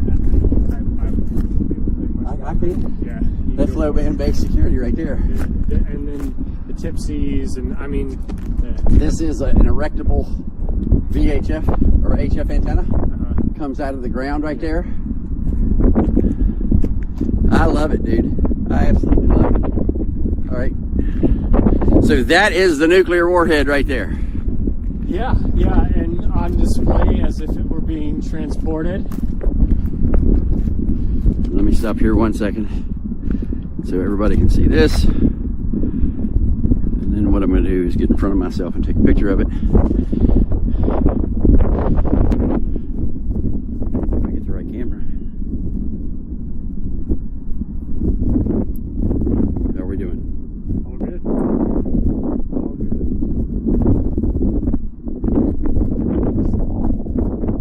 Checking my notifications. All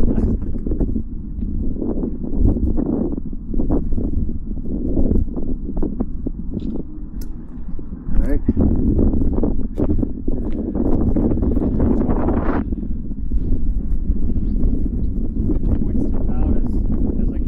Yeah, we'll do so we can do the Jeep and then look down inside and see the engines, and then we can get out of here, because I got videos on this other stuff. Okay. And then I want to see the museum inside, and then I want to walk over and show that antenna right there. That big antenna right there, folks. I told you guys, if I ever wanted to replace the antenna at the KLW World News Studio, that's what I want to put up. Yeah, so we're walking by the different parts of the fuel transfer equipment. That's a cooler. There's a giant fan inside of it. Storage for the fuel. Up ahead we've got some controller trailer. And then this is your security. These are your microwaves looking for bad guys. What these silver cup things here are. and anybody comes around, they call security that can be here within 20 minutes. Here's the motors. So this is the first stage motors right here, folks. That's your first stage at the bottom of it. Not that big for as big a missile as it is, huh? It is pretty amazing to know that it's that small, but that powerful as well. Yeah. And then this is the second stage. And this was on the above the lower fuel tank. Sweet. And then I guess we go over here to get on top.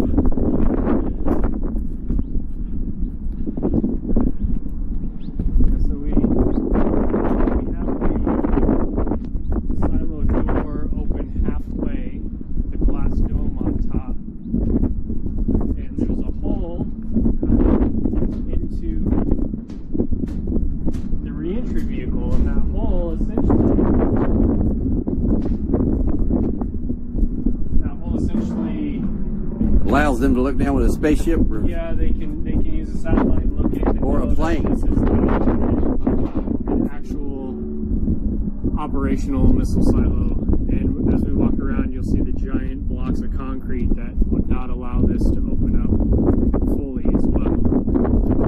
So best view is if you hold the camera right up to it, but I don't know if that's going to work for you or not. There's a little bit of a glare otherwise, but that's the whole silo there, all 9 stories, 148 feet, I want to say. Awesome. Absolutely awesome. Well, thank you, sir. Absolutely, yeah, thanks for coming out.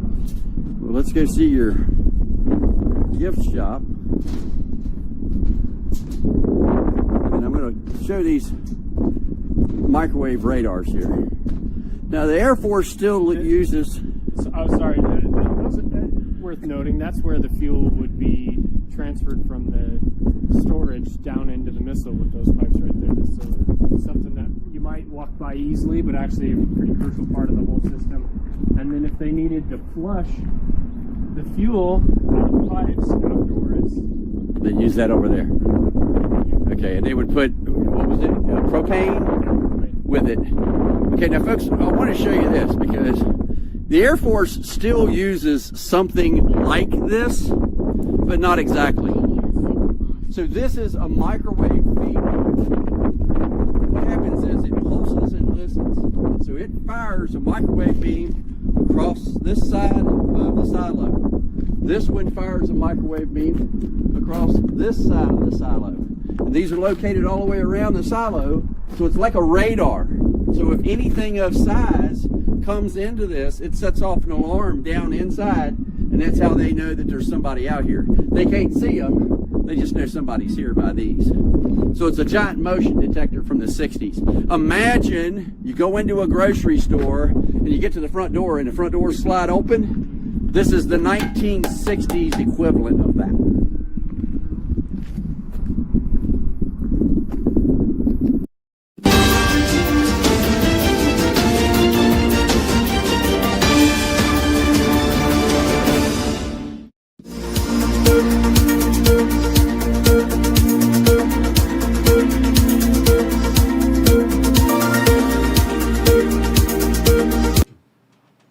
All right, so that was my visit to the Titan Missile Museum.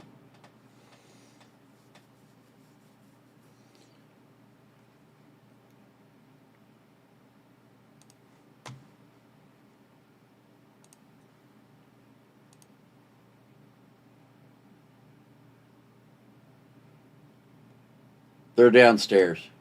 We didn't go down there. It wasn't worth it. Wasn't worth carrying all the gear down the stairs just to see the scrubbers, the generator, and the escape hatch.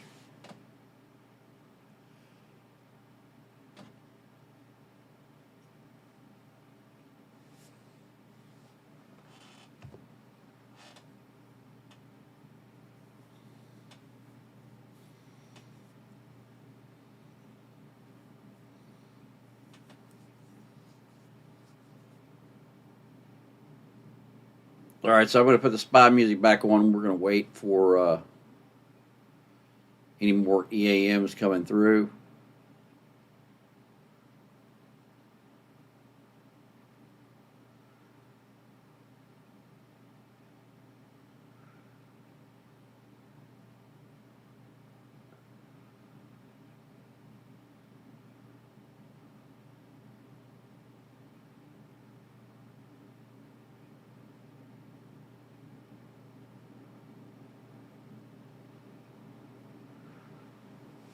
All right, so I think I'm going to put this back on members only.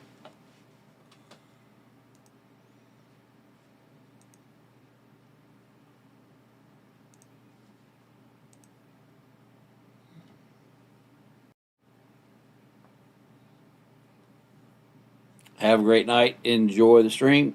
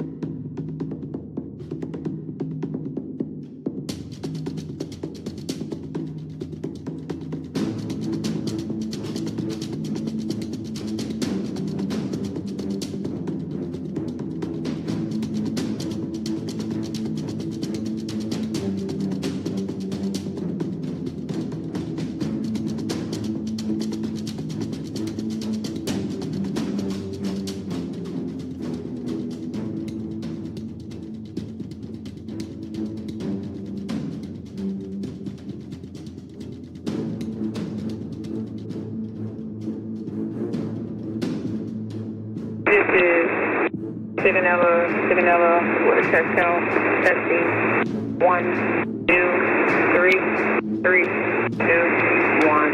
This is Sigonella.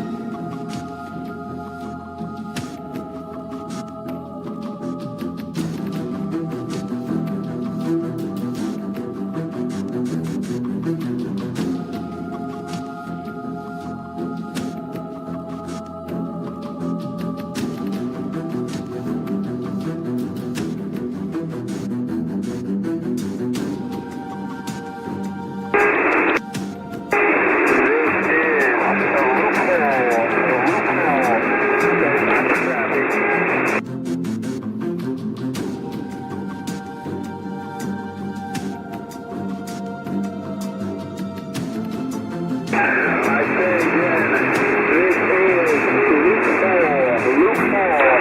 Standing by for traffic.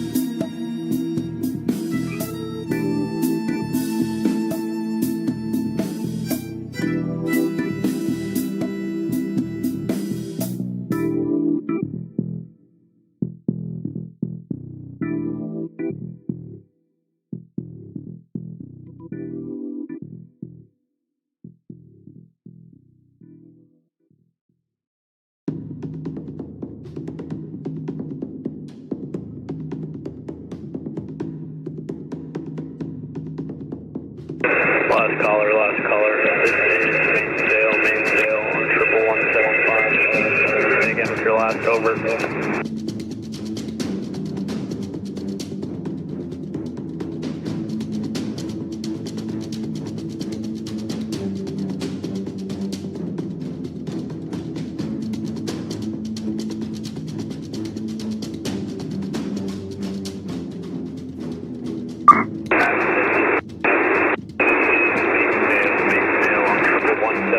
I have you leaving Charlie. How many over?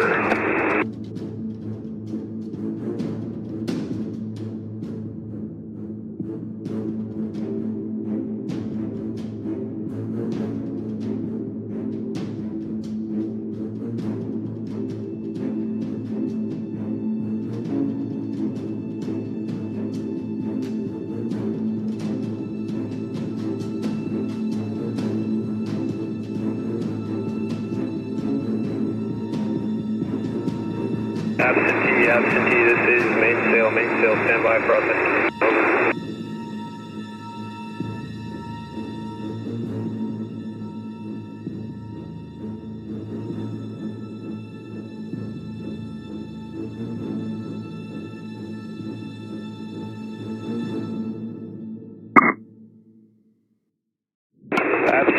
Absentee, this is Mainsail.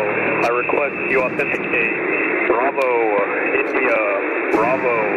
I say again, Bravo, India, Bravo. How copy, over?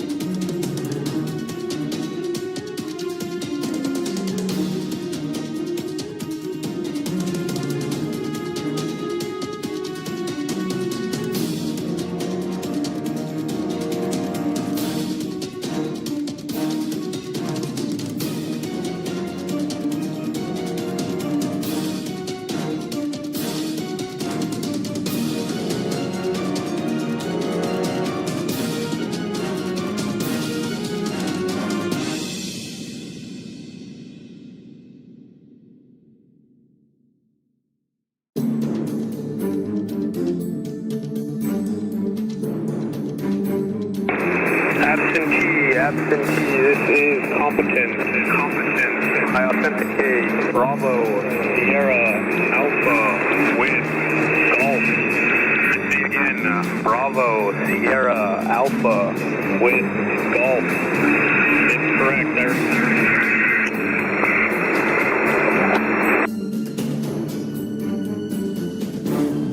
It's correct, I have you entering the net at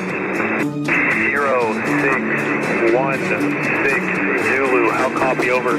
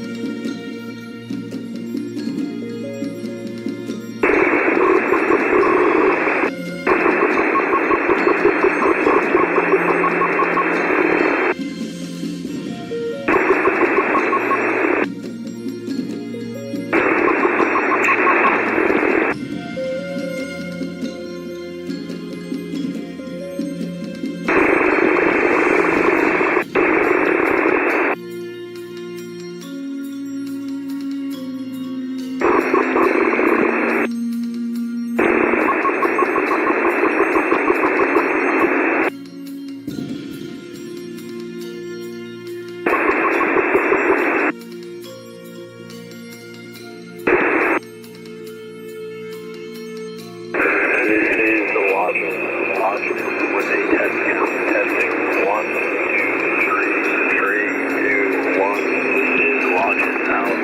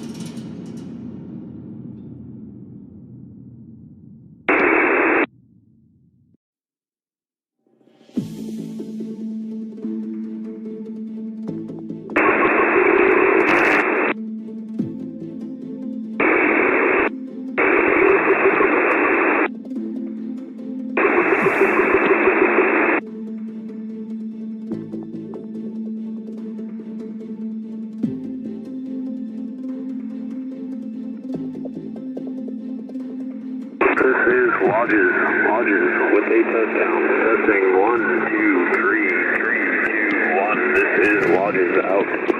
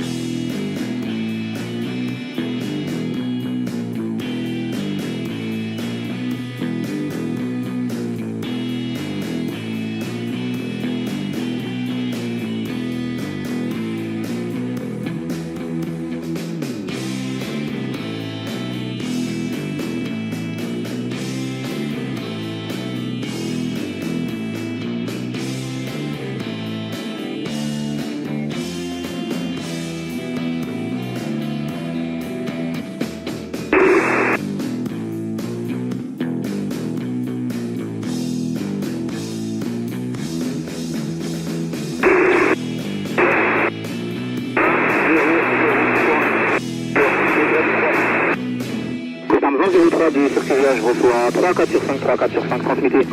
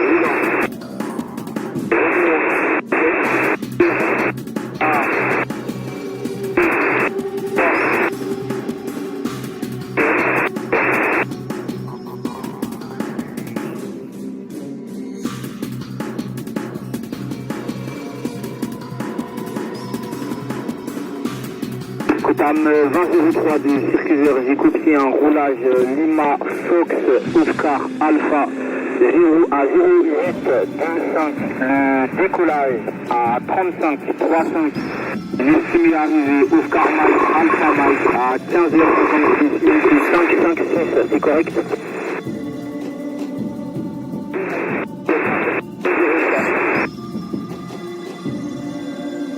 Est-ce que vous pouvez me confirmer équipage et fret?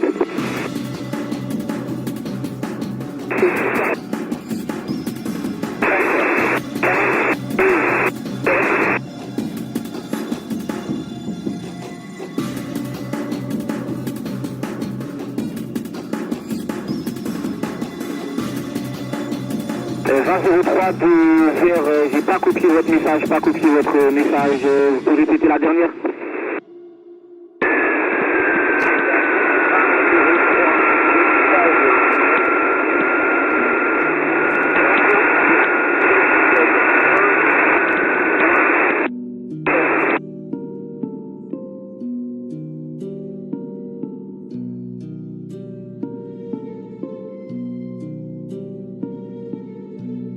J'ai copié équipage 6, 3 plus 3 et fret 12 tonnes 7 sur palette plus 1 roulant, c'est correct?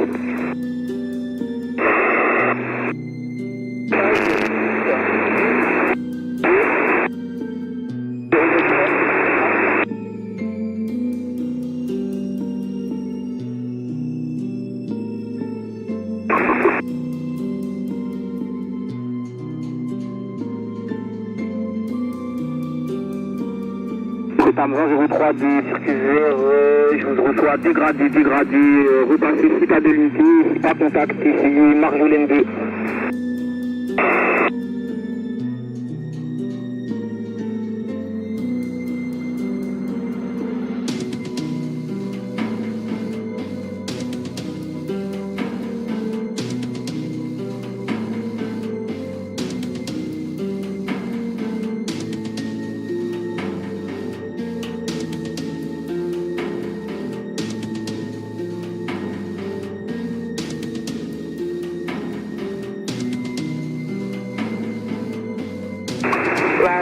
Last caller, please say your last, over.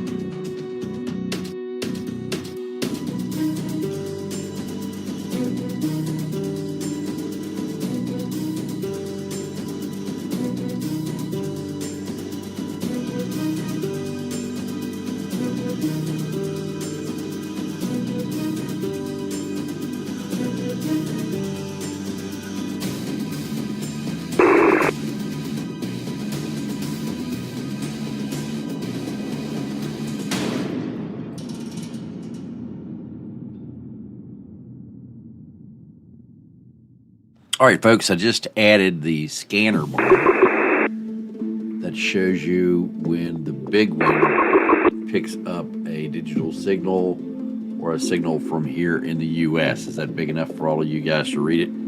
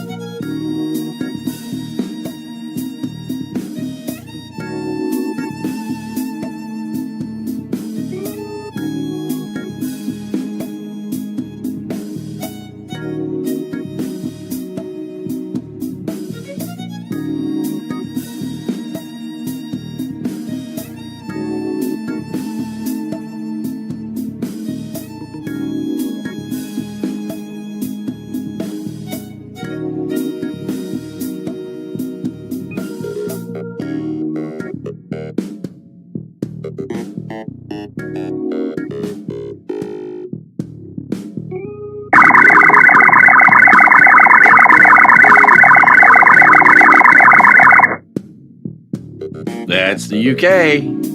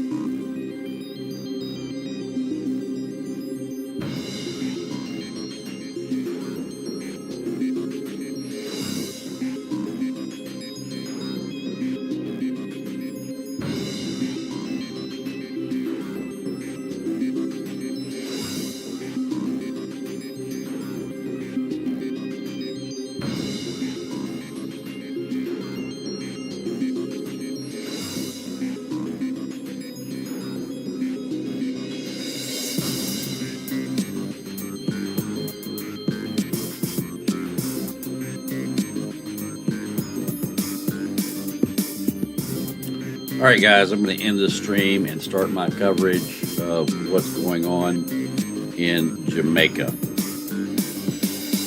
we'll be back. We're going to do that on YouTube here, but on a different YouTube channel. We'll do that on our primary YouTube channel. See you there. That's all, folks.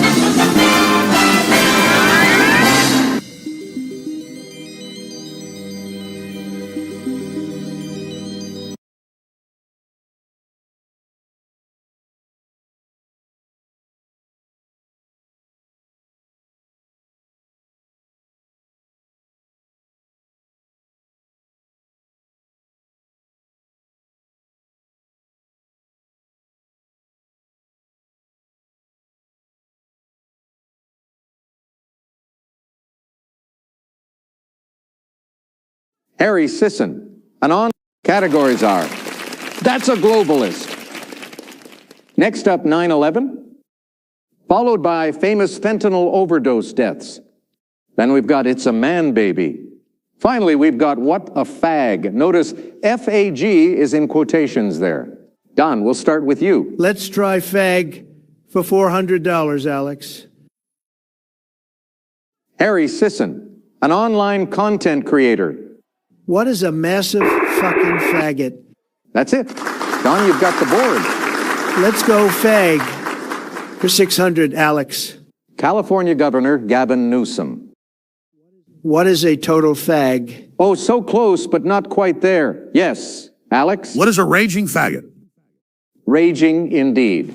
Alex, go ahead and choose the next category. Let's do famous fentanyl overdose deaths for 1,000. Hey, that's not a real $20 bill. This random criminal became the face of a George Soros color revolution in 2020. Who is St. Floyd?